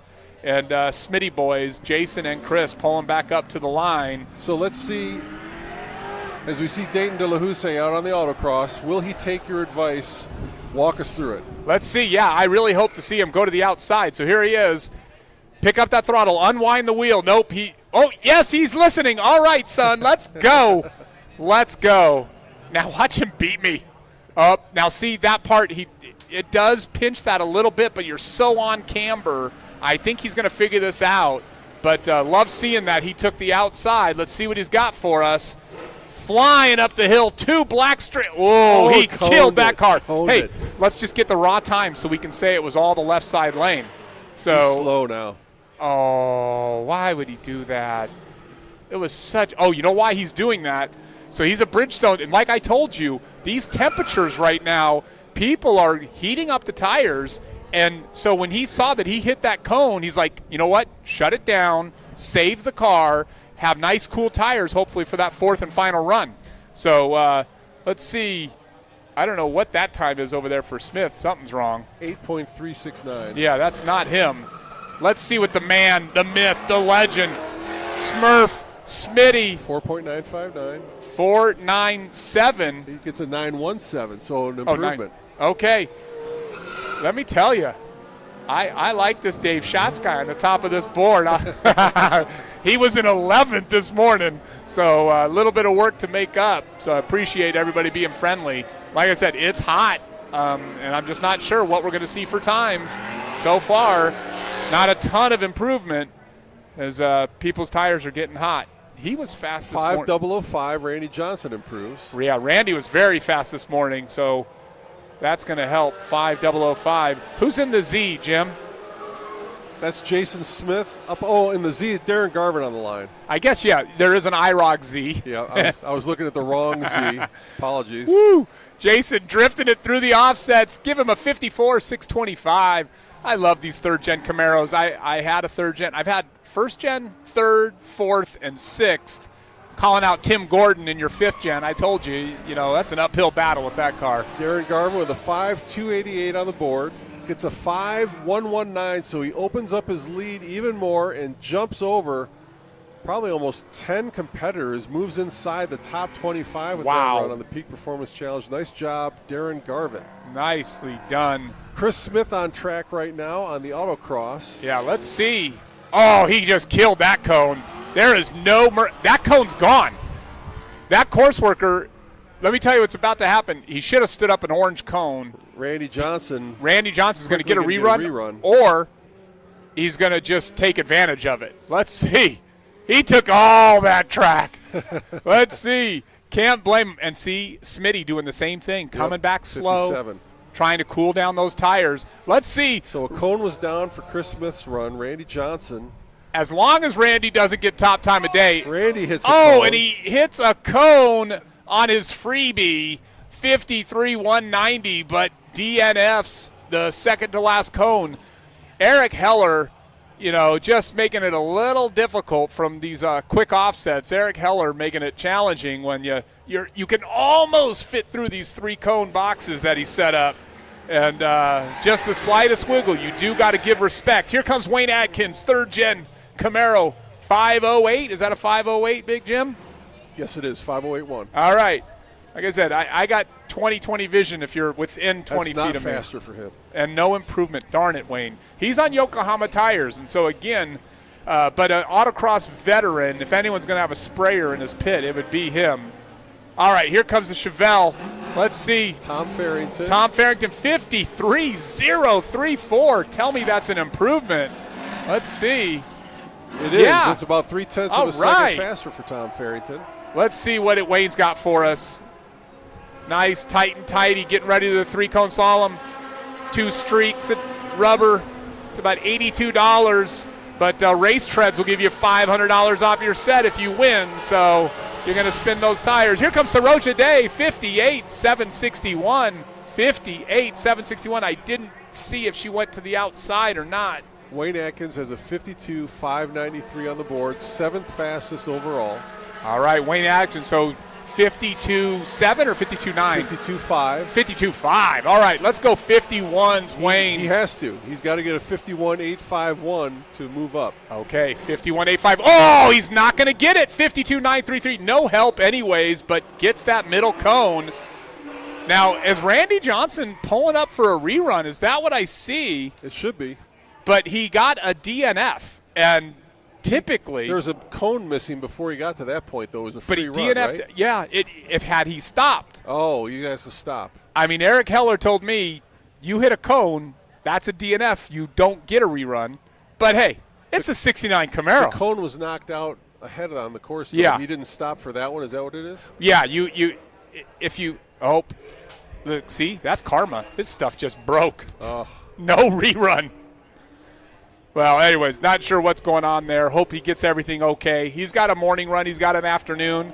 Get it ready for the road course this afternoon and then tomorrow morning. Is that a Javelin out there, Big Jim? Yes, it is. Wow. Mike Dapkus, right. 69 AMC Javelin. AMC Javelin. Fingers are crossed for him. Good power. Here's another second-gen Camaro. Beautiful. Dapkus's fast time so far of 54.863. 32nd fastest overall. If he can get better than a 54.464, he picks up points. So 4 with a 4.64 is what he's looking for. By class, he's got to get faster than Robert Ellsworth, who's deep in the 54s. Dapkus puts down a 54.952, so consistent with his best time, but not faster, so he'll stay where he's at. I'd love the OSS most improved driver. How do they do that? Do you know, Jim? What are they looking at? Autocross time. It's on autocross time. Okay, all right. I'm seeing people cheer as the Javelin's coming through. Are we on 4th and final runs? I believe we are. So, great job, everybody. No. People are backing in. Oh, they are? No, I'm sorry. We are on 4th and final runs because it's GTS I cars see backing in. the GTS, GTL cars all lined it up. I got to say I was a little off my game. So the way they do it here for everyone listening in, it's about getting to grid early. It's not a typical grid where you can kind of be 2 rows deep or 3 rows deep, and so you can be late to grid and still be towards the end of the pack. No. Jimmy Day, Eric Heller, they set it up where it is single file, and they start at the end of the line. So the later you come to grid, the earlier you run. And I usually am ahead of that. I was enjoying lunch when I saw the text message for Group 1 to grid and put me kind of, towards the further back of the pack, which meant I was one of the earlier cars to go. And that's all part of the strategy. You want to be in line early so that you can hopefully run later and let more rubber get put down on this beautiful course here at Road America. Tight competition. In the GTC class, Darren Garvin has a 54.174 on the board. Just ahead of him by points and position, Jose Horta with a 54.154. That's the time Garvin needs to beat to move around him in the GTC class, and he does. A 53.214. Big move up for Darren Garvin. Gets around Horta, but he's not going to reel in Dayton De La Houssaye. De La Houssaye in the 51s with a 51.7, so does Dayton still have a run? Does Dayton still have a run? He must, because he cooled those tires, so I'm hoping. So let's see. Hopefully Dayton. Let's see. There's Val. Gotta love Val. She's running Dragon Lady, 3rd gen Pontiac Trans Am GTA. I am a big Pontiac fan. I've had a bunch of these cars. And, man, if I had any pull at GM, I would have axed Buick, not Pontiac. I'm sorry. But give me a Pontiac any day. You know, they are the same as the Chevrolet Camaros. But, man, they're gorgeous cars. So let's see what Val's got for us. So she's going up to the top. Here comes a 69 Camaro. That's Gene Grimes. 59,869. 59,869. Uh-oh. Valerie we must has a be done. 55,063 on the board. So Val, see? She needs a 54,862. And Val, no rookie, must have been the first one in line because she's our last car. 55,454. Is it any? Not enough in these temps. But, wow, what a great battle for GTV and GTC. And we will now have GTL and GTS and Outlaw pulling to the grid. So we're going to have a reset here as we get the past run group out, get the next run group up, and I will recap the scores and thank Dave Schatz for stopping by. Dave Schatz, your overall leader right now, at least until this run group gets done, on the Classic Car Liquidators Autocross. His orange 2022 Camaro has posted a 50.742. Second fastest, Brandon Hurst, who we'll see coming up in this next group, with the Tesla Model S with a 51.115. Third is Lane Farka, also in this group, with a 51.158. And we just saw Dayton De La Houssaye in 4th overall, the Mazda MX-5 with a 51.713, 5th overall. You want something to drink different than water? You want a snack? Okay, what you want? Chris Smith with a 51.852 in the 70 Camaro, 5th overall, 1st in the GTV class. Moving over to the Peak Performance Challenge, a lot of familiar names. Dave Schatz in the afternoon sessions only, and it's morning and afternoon combined. Schatz leading the way so far with a 4.729 in that orange 2022 Camaro. Colin King in the purple 71 Camaro with a 4.764. Those are the only 2 cars in the 4.7s so far. Brendan King third in the 2018 Camaro, also a Viking Shocks Camaro, a 4.893. Followed by James Pierce in the charcoal Camaro 2017 with a 4.891. And rounding out the top 5, Kong Chang in the 2022 Ford GT500 with a 4.908. So 4 of the 5 fastest so far this afternoon in the Peak Performance Challenge coming from the GT class. Chris Smith, who is normally among those top 5 fastest, just sits just outside in 6th position with a 4.917. Taking a look further back, if you want to be inside the top 10, Dayton De La Houssaye in the 2016 Mazda MX-5 sits in 10th with a 4.969. Jason Smith in the 87 Camaro, that's the white one, sits 20th with a 5.082. 30th is Jim Stalen, the 73 Camaro, dark green, 5.271.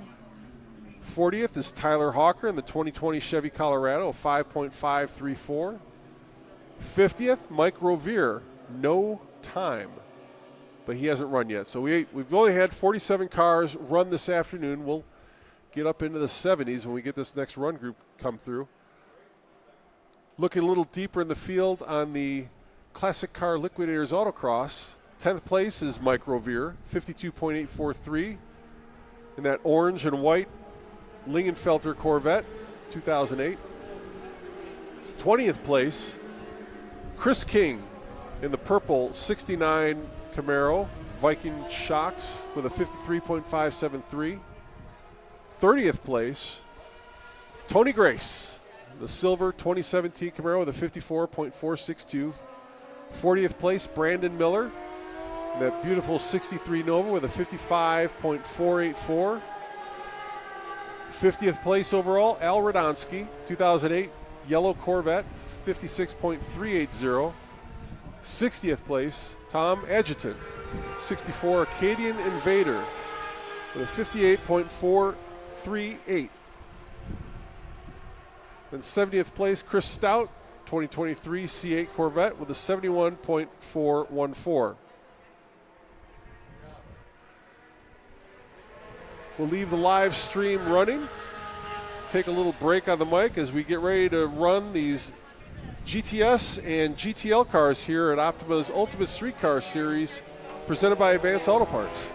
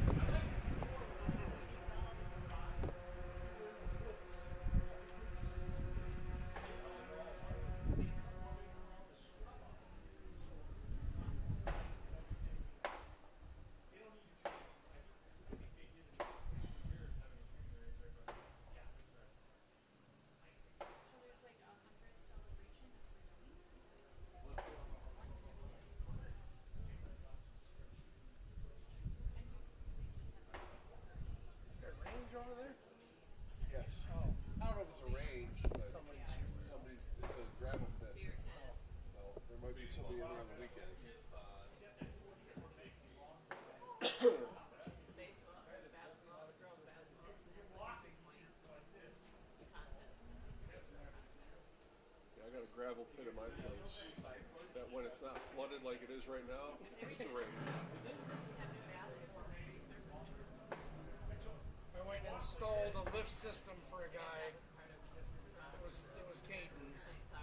Yeah. And he says, "Oh, can I just mount that to the ceiling?" I'm like, "No, it's got to be engineered. It's a big deal. Yeah. It weighs like 300 pounds." So I said, "Dude, I'll come install it for you." So I went down there and he says, "Bring some guns if you got some." I didn't because I knew I was going to be all day doing this. But he had an unbelievable range on his property. Out to 650. Wow. He had 100, 200, 300, 400, 5, 550, 650. All with automated pop-up metal targets. He had a tracking system where you could track the velocity and everything of your bolt. I was like, he doesn't run it as a business. He lets handicapped people come out and shoot at it and eat vets, and it's pretty impressive.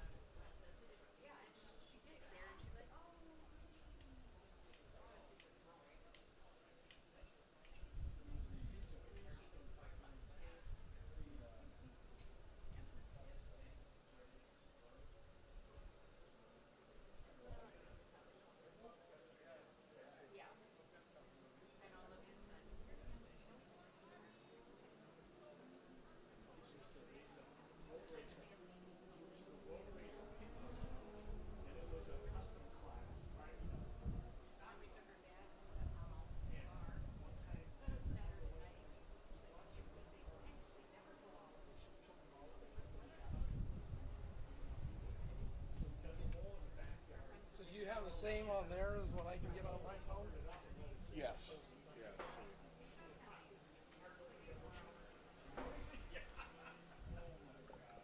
don't remember if it was break, it was something, but it was, he would have taken it out of the stock class. I don't remember. I just remember it's he dug a hole, he buried his shovel, he dug it out.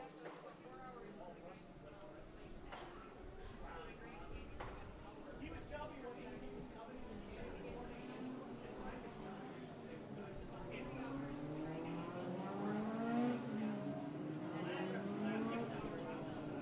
coming into Canada.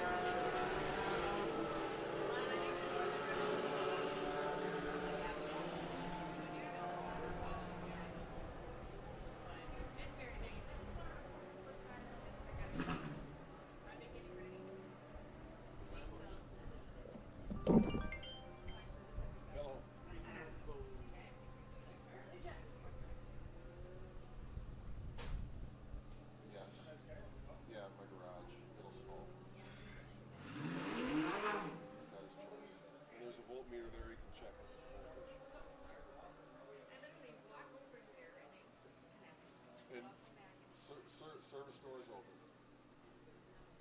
All right, thanks.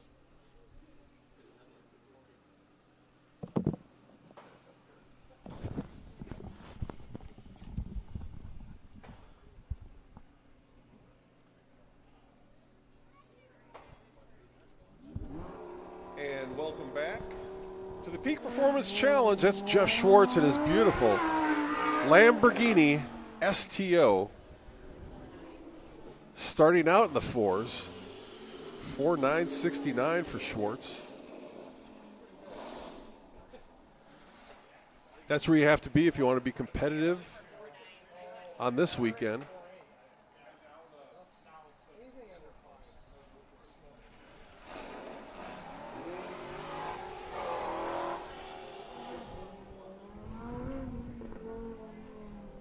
See Golovin coming with a 5.172 in the Corvette. Schwartz now in 10th place as he heads out on the Autocross. If you want to see a similar position, top 10 in the Autocross in this afternoon, the cutoff is a 52.843 set by Mike Rovier. Al Radonsky posts a 5.584, his yellow Corvette.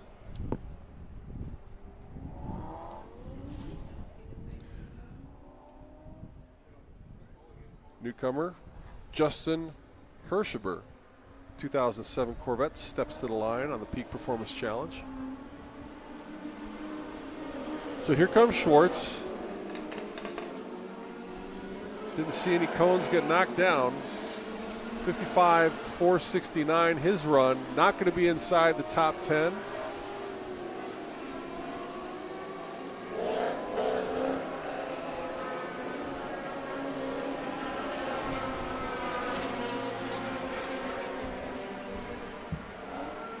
But that's an improvement over his 55.3. Golovin gets it loose, gathers it back in, comes through the traps with a 55.2. 55.204 is his fast time, so very consistent for Mark Golovin, just not faster on that run. But we'll pay close attention to Brett Vocal, the C8 Corvette, the Lingenfelter Corvette. As he pulls up to the line. He was one of the faster cars this morning. And again, to get inside the top 10, Jeff Schwartz sits in 10th now with a 4.969, tied with Dayton Delahouse's Miata. They show him ahead, so maybe by the 10,000ths, Schwartz has him. But Vocal was very fast this morning. And if he didn't cone it, he would have been very fast this afternoon. So that's a throwaway run on his first go-round. I think that was a 4.4, right? Yeah, it was a 4.482. Farka up next. And Farka, let me tell you, I spoke to him earlier. We are about to watch some launch control. I don't want to mess with him, so I'm purposely staying off of the big mic until he runs. Oh, Big Bog. Big Bog. He's going to give me a hard time, but just as you saw the C8, gets a cone right at the beginning here of the slalom. 4.619, even though Farka bogged at the start. But Lane in the Falcon Tire 911 Air Power Research GT3 doing launch control as Jim and I were talking this morning and thought he was leaving a little bit at the start. So let's see what he's got for us. He's now taking the Autocross. This is your third place Autocross, Lane Farka. And Brandon, what does that say, a 4.3? A 4.358 for Brandon Hurst. Yeah, just amazing, He amazing. said he'd be the fast time this afternoon, and he's lived up to it. He have a 4.1 this morning. 4.1. Oh, Lane getting that cone. This boy's about to get some Lane exercise. has tagged a cone there, so this will be a throwaway run for the Porsche. So I don't know if Lane, I didn't pay attention if he went to the right or the left. They were debating giving it a shot. And he looked good through the switchback. Brandon Hurst with a 51.115 on the board. So let's see. Lane working DNF, 2 cones on this run. But again, cold tires your first run. Just got to get one in the books. 51.4 on cold tires plus a couple cones. He'll be improving that. I missed Jake's first run. So you got Jake Jackson, Outlaw class ZLE Camaro. And then you got Jeff Gordon in the Cobalt at the line right now. So here we go, Outlaw action. Here comes Brandon Hurst. Let's see, what's he got for us? 51.1. He starts right where he left off in the morning. He had a lower 51.1, but he is letting everybody know GTS is going to be hard to get in front of that car. Wow, Jake Jackson working towards the top. Gordon looks like that car, it's just a yellow paint on the front. I swear, I keep thinking he has a... Jackson gets a cone. We talked about this 3-cone slalom or Chicago box style from Eric Heller. You've got to turn the wheel. Ooh, I see. So Jeff Gordon also a cone, 52.829. So Jackson starting right where he left off as well with a cone, though, DNF. So no clean run so far for Farka, Jackson, and Gordon. But Brandon Hurst doing both speed stop and autocross right there in the hunt. 52.4. Robert Foster, 2012 Corvette. He goes by Gary. He goes by Gary. Yep. It's one of those, it's like John Faulkner. Always says August. I would go with Augie. That's his son's name. Is it? It should be. It's his name. That's true. That's true. But hey, Johnny Faulkner, can't you update your registration? I mean, come on, man. I'm going to call you August. Then you think I'm talking about the little boy. So I can talk smack because Faulkner's not here to show us all how speed stop's done. Man, does he speed stop. He does a lot of things really well. But he really gets it going. Missing him at Road America. He was here the past 2 years and passed the torch over to me. Said, Shots, you go ahead and go this season. So thank you, Johnny. All right, here in beautiful twin-turbo C8 Corvette pulling to the line. Cameras are out. Tony Prutch. Tony Prutch, is it? Prutch. Prutch. I saw this car at Virginia last year when I made the haul. Custom home builder by trade. Let's see. Makes it look easy. 4.79. Wow. I got to tell you, folks, you wouldn't have thought he was trying. It just made it so. What? That's fourth place. Fourth overall this afternoon. Whew. Does that mean I've already moved down to third, Jim? No, you're still in second. Oh, I'm second. Okay. Here comes Rovere. Rovere was fighting some traction control issues this morning, so because his TPMS sensors weren't picking up. So they got that squared away, hopefully. And 53-358 for Gary. 53-358. I see him hitting the wheel. Is that good news or bad news, Jim? What do you see? Well, I'll have to take a look at the All numbers. right, we'll have to see. So class leader, you got Mike Rovere taking to the track right now. That's fast for Gary. It is fast for Moves Gary. him inside the top 20. All right. Nice job, Gary, entering into the top 20. So he was cheering about that. 52-692 for the Z06, the ZR1 wing on it. Let's see who this is. That's Brad Larson. Brad Larson. Oh, Brad. He was fast in speed, stop, and autocross. Here's the would-be Outlaw, 944. 5-0? 5041? 5041. Okay. I got to tell you, if I have another person come up to me and tell me how early I broke for speed stop, get in the car. Do it yourself. It's hard, man. It's hard. And it's such a fine line between breaking too early and going out the wrong side of the finish. And just kudos to Eric Heller. It's deceiving how much room and how much speed when you got a 4.5 second. 52-681. That sounds right where he was in the morning. It moves him up around David Carroll. Okay, got to get in front of the truck. Come on, man. That's disrespectful. Nope, he put the C10 Blazer of Famous Dave. This is Super Dave on the mic, and David Carroll always tells me he's Famous Dave. So my buddy Famous Dave getting dethroned by a C6 Lingenfelter 454. Nothing wrong with that. That looks like all 4 888s on the Subi. And I'm seeing Raymond Ellsworth in the Viper pulling up to the line. Oh, what sounds cool down there? Let's see. It's not going to be a Miata. Nope. It's the Baron.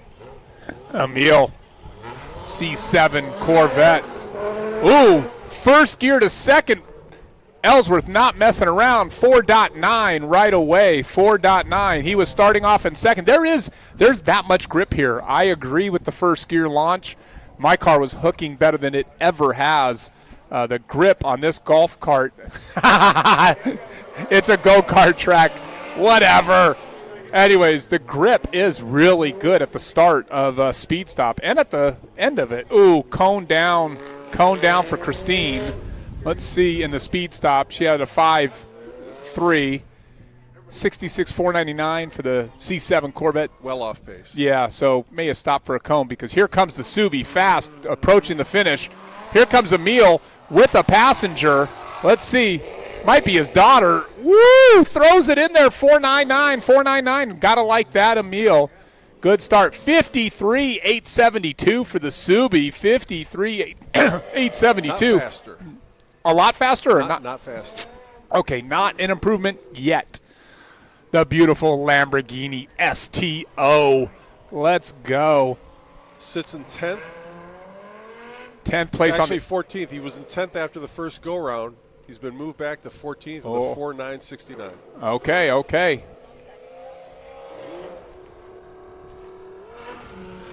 Launch control. Let's see what he's got. Oh, he broke way too early. See, I can say that when I'm not driving too. So anyways, man, we're all trying. Okay, here comes Christine through the finish. Oh, let's see, 5 Corvette, 60.154, 60.154. I think that's the A6 transmission in that car also. I talked to them at Virginia. It was slipping, and they're like, we're going to run it till it dies. So it may have been replaced by now. Here comes Emil coming to the finish, 55.176, 55.176. Mark 11 with a slight improvement on the Performance Challenge. Golovin running Nankang tires, new hood louvers on the hood he was doing the night before heading here. And I told him these temps and this track are going to love these Nankangs run after run. These guys are going to just keep getting quicker. 5.3 is that? 5.397. Yep, and that's another Nankang tire C6 Corvette. Schwartz has a 55.316 on the board, 43rd place. Plenty of room for improvement. All right. Oh, boy. Now, see, I didn't get to tell him that the Nankangs don't work the first couple turns. They just need temp. They need temp. But you're going to get plenty of temp today, boys. 54.773. Is that an improvement, Jim? That's a solid improvement by about a half second for Jeff. Wow. Schwartz. Great job, Jeff. 54.773. Picks up over a half a second on his. I think that might be his second run. We already on second runs for these guys. Right on. For these competitors, because there's these wonderful ladies out here also. But, oh, that sounds pretty. That sounds like Lamborghini. Let's go. All right, C8 Corvette pulling to the line for Autocross. C6. You know, Colton Johnson, West Coast Optima, he had a Shelby GT 500. He just bought a C6 narrow body just like this, and he will be prepping it for Optima Ultimate Street Car. So it'll be fun. Oh, boy, oh, boy. And, you know, that's called GM brakes when you go out the back of that. They still haven't figured that out. I don't even blame the driver. All right, we got Magnuson, Lingenfelter, C8 Corvette. No time. No time yet. So let me see if we got launch control. Here she goes. Oh, come on, baby, shut down. No, darn it. 4-5 had that been. Whew. Pressure's on. Yeah, backing yourself into a corner. Lane warming them up. GT3, 9,000 RPM, flat 6. We don't need mid-engine. We go rear engine. Let's see. Working a 4.6 from the morning. Oh, he's going to blame me. I'm going to get all the blame. Come on, give him a 4.5. 4.7. First clean run of the afternoon. Okay, he needed that. But, yeah, it looks like it's just a little too much for his tires.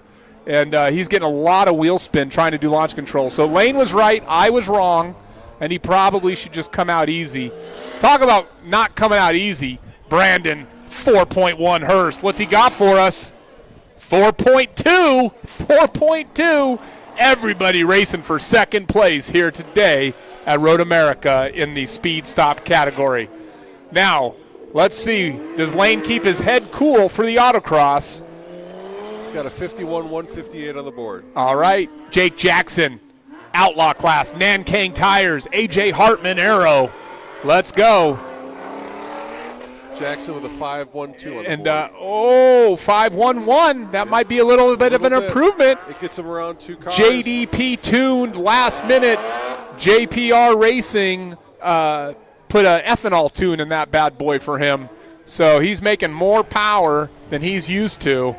So here we go. Here goes Jeff Gordon. Let's see what he's got for us. 5-2, 5-2. Jake Jackson taking off. Oh, boy. Let's see. What's Lane got? Oh, he's got a cone. 52-4. He's got to calm down. Bring the pressures down in mental pressures, not tire pressures. Hurst sits at the 51-115. Let's see what Hurst. At a 50.742. Yeah, I'm trying to stay ahead of him. Let's see. Here comes that beautiful plaid through the finish. 51.3. So he doesn't improve. No improvement. Doesn't reel you in. Okay. I might be cheering a little bit inside. All right, Jeff Gordon chasing down Jake Jackson. These are your 1-2 drivers in Outlaw. Wow, Jake looking really fast at the top of the hill. Oh, no! Oh, just lost it. He looked amazing at the top of the hill. Carried a little too much. Oh, he might get a rerun. We got a 33. Heads up, everybody. We got a 33, and Jake is going to appreciate that. So something through the lights, Eric Heller. You might want to wait. Let's see if we get a decent time here. 30. No, we do not have lights. So Jeff Gordon and Jake Jackson going to get to be the benefactors as we try to get this figured out. So Jake will have to wait 5 cars. Gordon will have to wait 5 cars. And then they'll let them rerun, and the Z's going to come through with a rerun, and we'll try to get this squared away. But Jake, super fast with 1 turn to go and almost tank slapped it around. So maybe he hit a pebble from the grass like a golf ball, 100 yards, through the lights. Oh, hey, there's a 62 367. So I'd blame Jake. I think Jake did it. So he hit like the turf, and it hit a rock 150 yards through the timing lights. But so I believe they'll be getting reruns. But everything does look right now. We got Gary Foster back on the line, and this beautiful that's a Chevelle too, right? Yes. Okay. 69 Chevelle, I think. 69 Chevelle convertible. These cars are so pretty. Yes, 69. Okay. Owen's got the black 70. Farrington's got the light blue 66. Got it. All right, well, let's see if we get a couple more good times here. You're always worried as a competitor when the timing lights mess up. Is it going to be right? And you think reruns help you.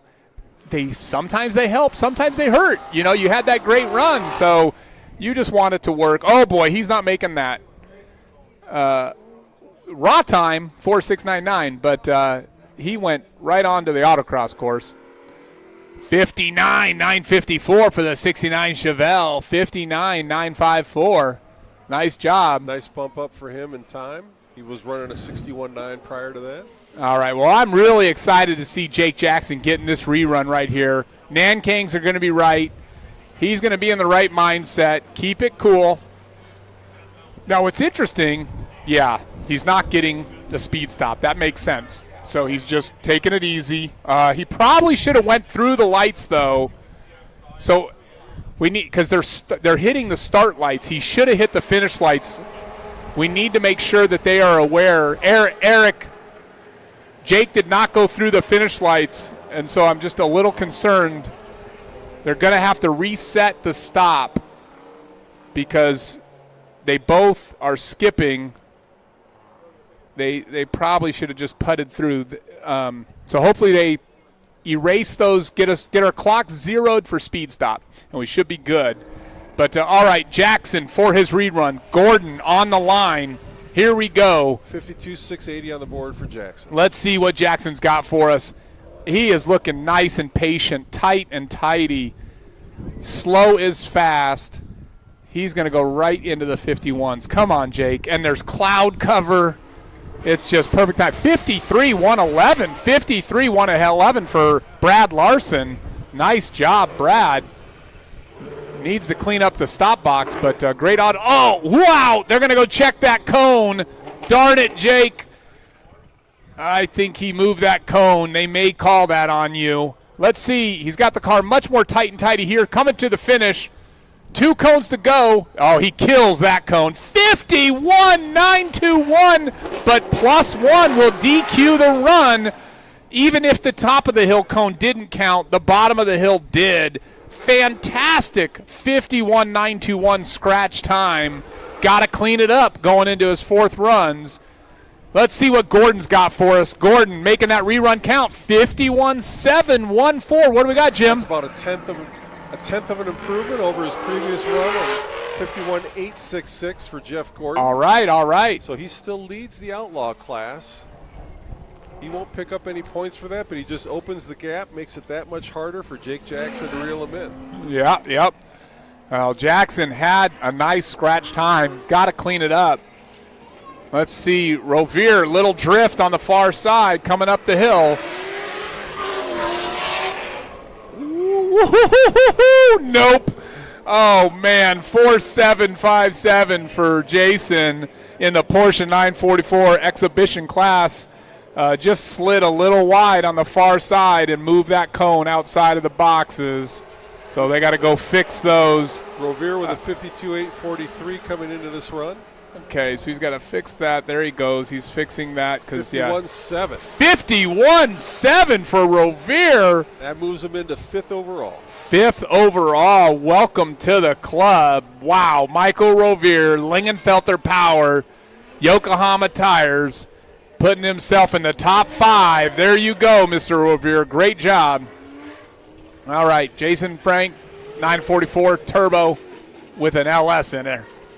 My dad was between a 944 and a Toyota Supra, a 1986 and a half, and the Supra had an inline 6, and he just couldn't bring himself to own a 4-cylinder, and which I respect, Pops. So It's all about cubic inches. Even if there's only 6, it's still 2 more cylinders. So, but these Porsches, man, were they amazing cars. Oh, cone up at the top for Jason. Again, you've got to respect these 3 cone offsets. They're just tight enough that you do have to give them some respect. 4.9 for the Subi. There we go. So Jason going to be working a DQ. Here comes Raymond Ellsworth. Viper SRT8. Let's go. Goldstein needed that time. He did not have a time yet this afternoon. Oh, no. So moves him up to 14th overall. Okay, that's what we like. Oh, let's go. He's using first again. Will it shut down? Yes, it will. 4.91 for Ellsworth. Nicely done. So he continues to improve, sticking all that V10, 488 cubic inches of torque right to the tires. Let's see. All right, so Raymond Ellsworth taken to the track. There's Christine, 5.3. Nice stop. Here's Emil at the start. And then Jeff Schwartz with the Lamborghini STO pulling up to pre-grid, we're going to call that. Here goes Emil. Let's see what he's got. I see the co-driver videoing. Whoa, 4.9. Beautiful, beautiful. Is that a 4.8? 4.971. Thank you, James Pierce. 4.97. And, Christine taken to the inside of the autocross, inside of the slalom, up at the optional slalom on the course. So we'll see. Next to follow, here goes Jeff Schwartz, STO, Lamborghini. Brakes nice and late, 4.78. There you go. Wow, 4.78. That might have just nudged me overall. We were so close in the morning. He just nudged me in the morning, and I'm just ahead of him in the afternoon. So that's the fun thing about Speed Stop is they then take down the times from the morning, and you don't really know until they combine them all where you're at. So, but Schwartz taken to the autocross course. Mark Golovin going through the Speed Stop. Nanking Tire. Oh, boy. 5-0, but he's a little further than the box. So let's see what happens there. All right, Golovin pulling to the line of the autocross course. I'm hearing Viper drive through. Let's see. Here comes Nanking Tire, C6 Corvette. Whoa, Golovin getting a little sideways in the beginning of the first turn. There's a nice decreasing radius right-hander. Golovin, no stranger to tight decreasing radius. This guy does a lot of the good guys stuff, and, you know, that stuff is tight. I have only done one of those events, and humbling to see these guys turn their cars on these little postage stamps. They do an amazing job. 54.435 for Jeff. That might be another few tenths in an improvement. 54.773 was his previous best. Yeah. All right, Jeff, 3/10 pickup. Let's see, Golovin, you know what I see? I see them running for a cone. Which cone? The same one we all hit, the top of the hill. A 3-cone offset that Eric Heller measured probably. Whoa, beautiful drift down the hill for Golovin. Let's go. 54.796. 2 black streaks all the way down the mountain, but he's going to have a cone up at the top, so no help. But, Eric Heller, visually deceiving. You think your car can fit through this 3-cone offset, but you cannot. Oh, another. It's just, oh boy. That's dead.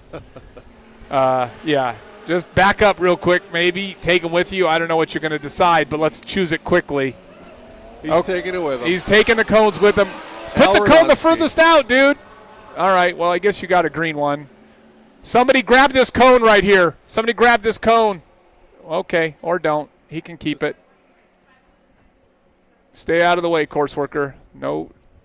Okay. Al's going to back up right there, I think. There you go. Thank you very much.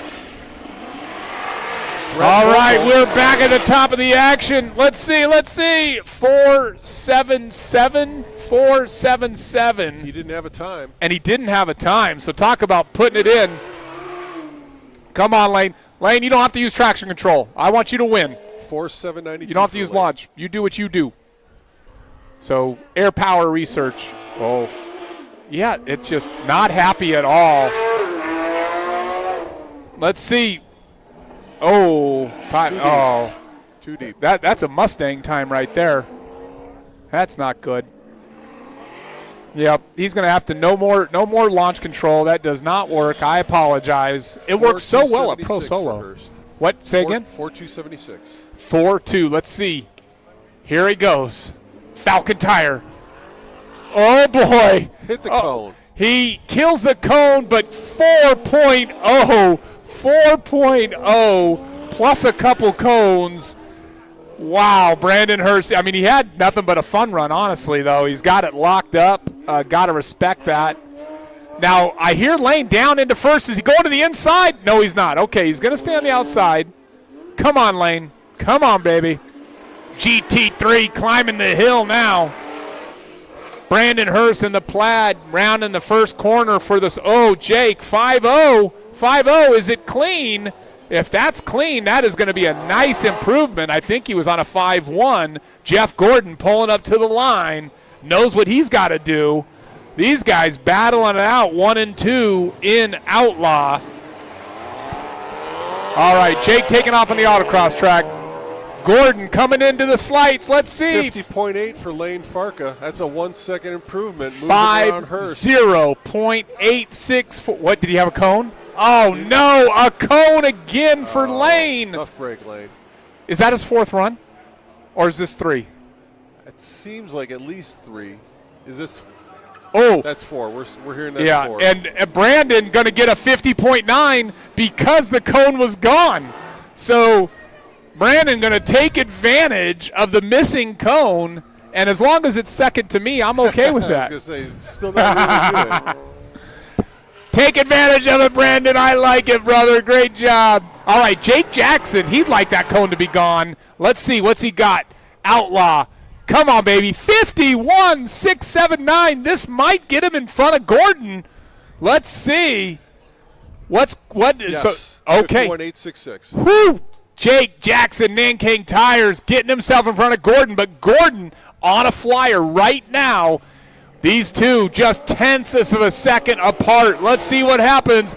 Gordon gets a cone. 51.671. They would have been to the 1,000th, but Gordon hits the middle cone in the last offset, and that should give Jake Jackson, West Coast Optima, the Autocross, and Speed Stop for Outlaw.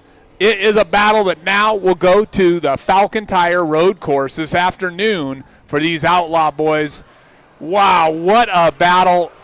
Bummer to see that cone fall down. So close, the competition, as we're rounding out the final runs. You know what? Those guys are still lining up, Jim. They are. That's only 3. All right. It ain't over. It is not over. So here we go. 61.628 for the 350Z. One of the best sounding factory cars are these Nissan Zs. They sound so good. That 3.5 liter V6, they know how to make them sound, man. All right, Gary Foster's out on course right now. And here is the twin turbo C8 pulling up to the line. 53.358 for Foster. Okay, so Foster wanting to get in the low 53s. Let's see what's he got for us. Crutch with the second fastest time this afternoon, 4.727. Got around you. Oh, darn it. By 2,000ths. 4.8. Oh, Gary gets a cone as I hear Pierce getting upset over here rooting for his buddy as they toed out together. My headset every once in a while goes doo-doo. Is that okay? I think so. Lost it. I don't know. All right, Gary, 53.256, but he had a cone. That would have been an improvement. 5.003 for Mike Rovier. 5. Big move up. Big move up, but he doesn't have a morning time. No, he doesn't. So, he can brag about the afternoon, but, struggling with some traction control issues, I think. This should be Brad Larson coming to the finish, and he's been fast. 53.069. No help on that run. I think he's got quicker than that. 53 triple 11 is his fast. So that is faster for him. Okay. That is a 50,000s pickup. Nice job, Brad. Gets in one position. Every position counts. Every position counts right now. And, yeah, these guys got 4 runs left. And Lane Farka, I apologize. Don't do it. Go whip these boys. Rovere with a 52.843 on the board. 54.373 for the twin-turbo C8. Rovere already in the 52s. Does he go 51s?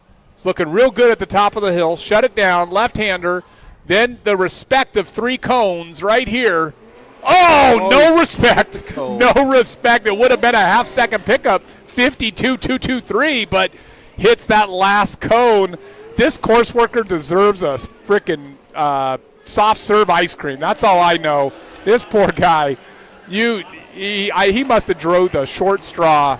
Darn it, Rovere. Great raw time, my friend. That Lingenfelter powered. 52.978.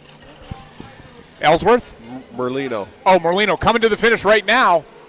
53.8. Is that no help? No help. No help. All right, Jason Frank in exhibition. Bent the car around those cones there. That was impressive. Subaru at the line. He had a 5.0 in the speed stop. Here he goes for Autocross. 53.7 he's got on the board, 23rd fastest for the Subaru. Ooh, 4.8. 4.8 for Ellsworth. 55.0, no help for Frank. Ellsworth, nice job there on speed stop. 9th fastest. 9th? Nice job. Welcome to the top 10. So, Ray Ellsworth. yeah, love the Ellsworth family. Beautiful Challenger and Viper out here. Big Mopar guys. My buddy Cable Rosenberg races a Viper with these guys. What up, Ellsworth? So always fun to watch them compete. 62.775, 62.775. 53.7 on the board for the Subaru. All right, so the Subi trying to beat a 53.7. Coming through respect. He makes it through respect. 54.0, no help. All right, Ellsworth out on course. Keeps it tight. Shuts it down early. He's got a 52.55. 52.5. Big fat cars. We go to the left. Yep. So nice. Wow. Top of the hill. If you could have seen, he just kept it glued to the inside curbing. Let's give this man a 51.9 or better.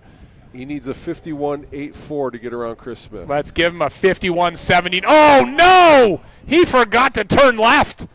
He just drove straight off the backside of that cone. And darn it, he looked beautiful up until that point. Let's see what the raw time says. 53.2, no help, and he may have given up a little bit, but wow, the beginning was just a clinic. Schwartz with a 4.787 on the starting line. Oh, yeah, Schwartz, here we go. He needs a 4.769 to get around Brett Vogel. Ooh. Basically. Yep. Let's see. He's probably trying to get it in launch mode right now because I'm seeing the thumbs up, and these Lamborghinis can be finicky. Not that I've ever owned one, says the poor guy in a Chevrolet. He's trying to get it in gear. Let's see. Okay, there he goes. Let's see. Does he make this count? I don't think so. 4.8. Yeah. You know, when you can complain about a 4.8, Jim. Emil 54.785. 54.784. Mark 11. Turn 1. Motorsports. Nankang Tires. On the line. Good guys champion many times. Got a 5.137 on the board. 5.1 is what he's looking to improve upon. Let's go. Looking good, looking good. Will the Chevrolet brakes stop? I think they did, and that's a 5.0. 5.09, gotta like that. Moves him up about a half dozen spots. Wow, 5 or 6 spot improvement for Golovin. All right, C6 Corvette on the line. Another Nankang Motorsports equipped car. Watching Schwartz working the top. He's got a 54.435 on the board. Oh, no way. That Coned cone's it. gone. I think people just get tired at the top of the hill, Jim. They're just Could like, be. I can't turn anymore. This is a lot of work Eric Heller's got us doing here. So, Golovin's got a 54.2 on the board. yeah, and Schwartz is just saving the car. He's like, he knows what he did. All right, so Glovin working the course. And we are on fourth and final runs. Let's see.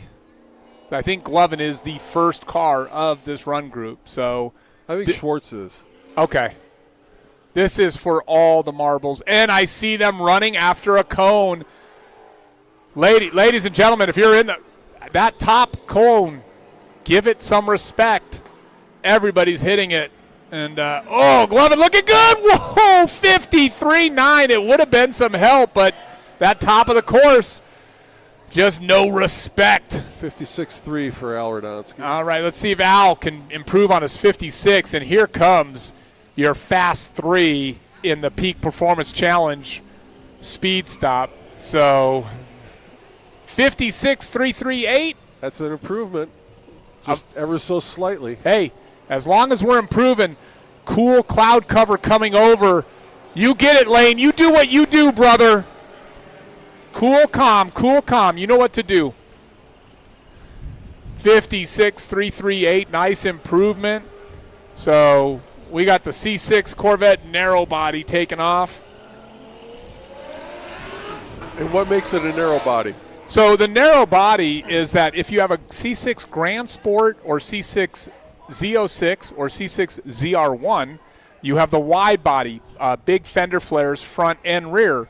If you have a C6 Z51, which was like a 6-liter Base car. you have a narrow body. All right, here comes that Lingenfelter C8 Corvette. What's he got for us? He's got 3 shifts. 772. Oh, no.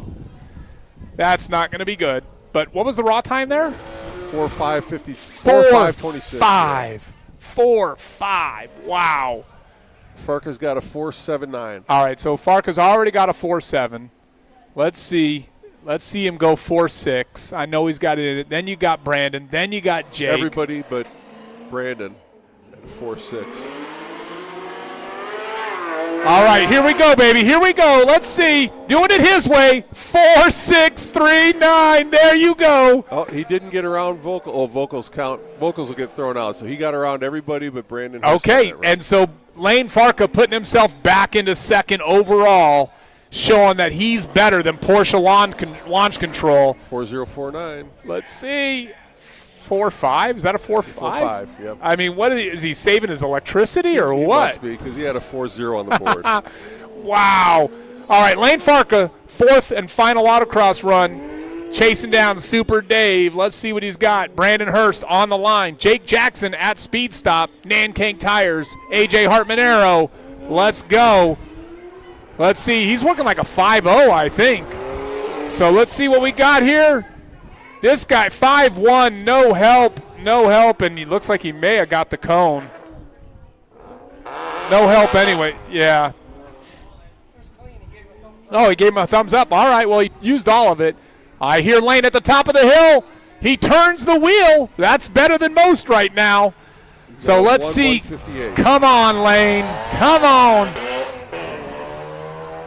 Two corners to go. The respect. He gives it the respect. 50.953 for Lane. There you go. Where's that put him overall, Jim? Just reels him into Brandon a little bit closer. Doesn't get around him. 40 thousandths back of Brandon Hurst, and Brandon Hurst still with his. Oh no, Brandon wipes out the cone. Dave Schatz jumps for joy. It's over. Thank you. I'll take that top spot from this mean speed stop machine, but 50.954, 1/1000th behind Lane Farka's run. But again, DQ for Brandon with the top cone. But Brandon stays ahead of Farka by about 40 thousandths. Here comes Jackson. Just crazy enough, he says on the back of his wing. Come on, baby. 52.348. He may have a high 51. He's got a 52.680 on the board. Oh, well, thank you very much. 3/10 pickup for Jake. Jeff Gordon next to finish. So Jackson. 51.866 for Gordon. Oh, 52.866. 51.86. Oh, then he's got a 51. I think Jackson does too, no? It says 52. Oh, 51.7. Gordon drops another 1/10 of a second. Fantastic job, Jeff Gordon. 51.758. Puts the hammer down on Outlaw. So these guys going back and forth. I think Jackson's got him on speed stop, and Gordon's got him on autocross. Gary Foster taking to the track. Let's see. He's looking really good. 5-0. Too deep. Oh. Darn it, darn it, darn it. He tried to use that little hole there. Ooh, let's see. I haven't seen him. I don't know. They may have given him some, All right. It looked too some deep. Foster's love. It looked too deep. Yeah, okay. Gary will take it. That may be an improvement. Michael Revere, Lingenfelter Power, C6 Corvette. Oh, boy. Now, does that – oh, no, he killed that cone. Okay. I was like, Larson goes right through the back, 4.7, but he kills a cone, so that'll be no help. Crutch has a 4.7 as well. Who? Crutch has a 4.7 too. Oh. He's got you by 0.02 of a second. Yeah, darn it. And he got me this morning, so it's only going to get worse.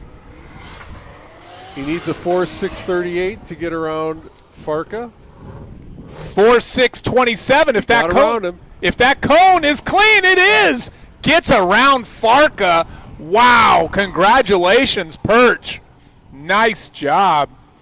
All right, Revere on the line. Got to put that power to 2 tires back there. So did the C8, but, the C8 had a motor sitting over him. 5.003 for Revere. Revere wanting to get in the 4.9s. Come on, if anybody can do it. Whoa, he could do it, but he hit a cone.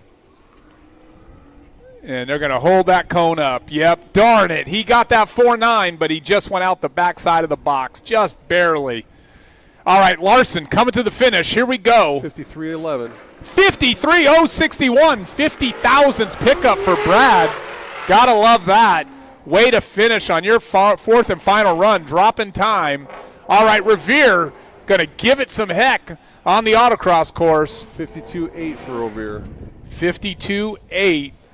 Taking it to the outside, using all that 454 cubic inch Lingenfelter V8 LS power to go up these big hills.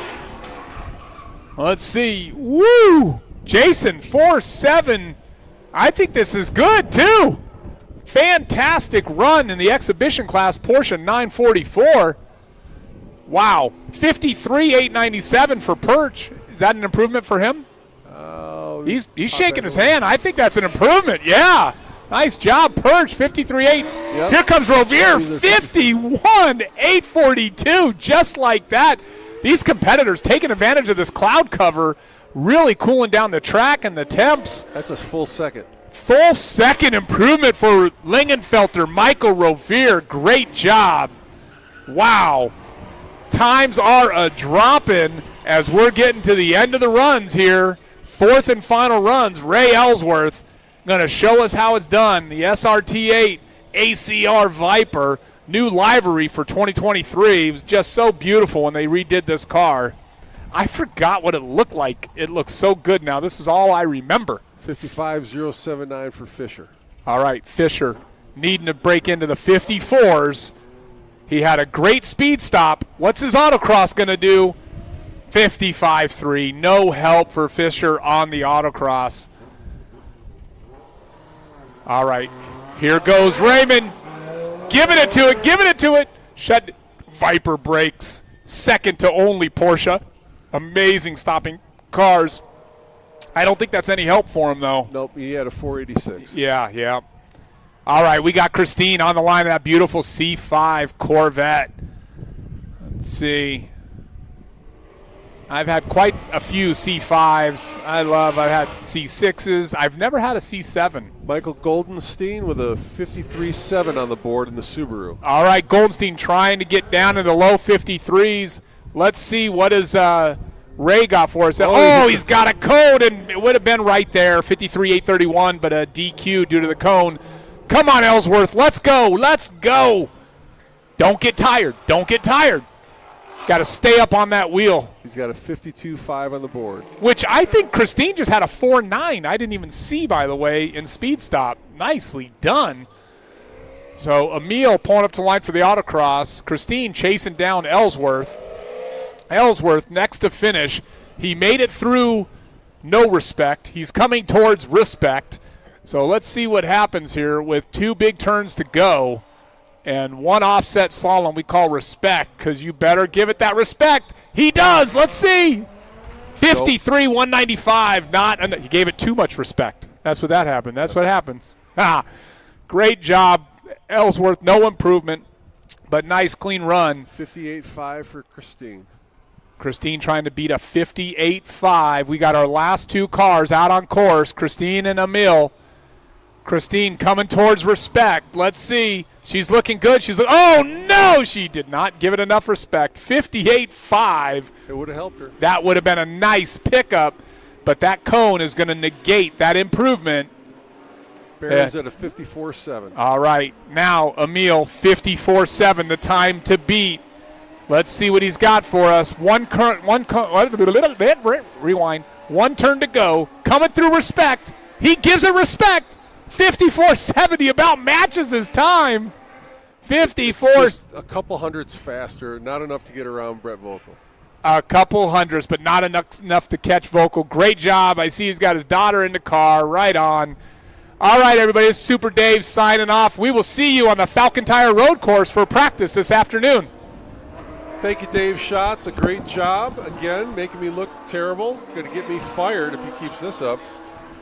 Going to give you a recap here of what went down in the afternoon session, starting with the Classic Car Liquidators Autocross. I'll give you the top 5. Dave Schatz was just on the mic. His 2022 Camaro, fast time of the day.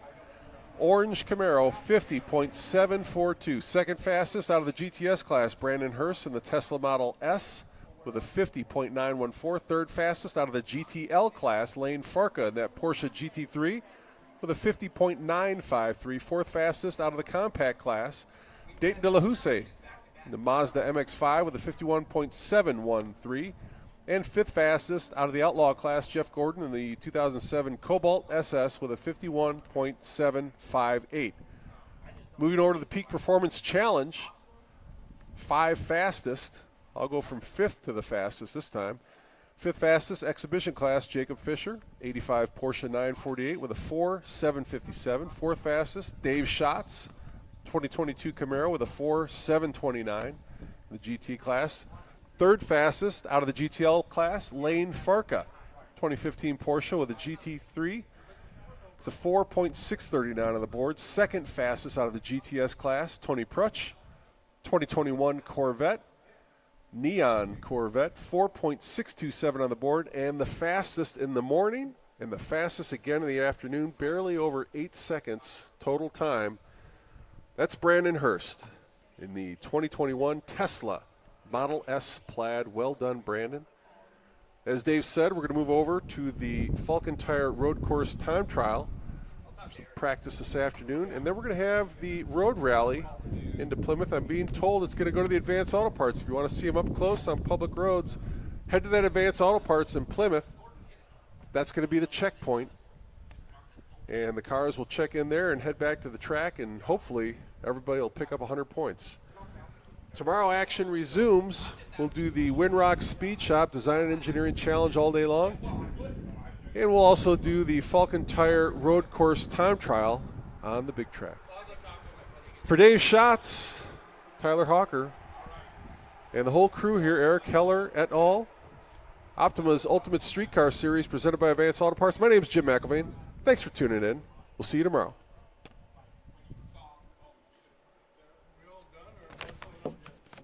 That's it.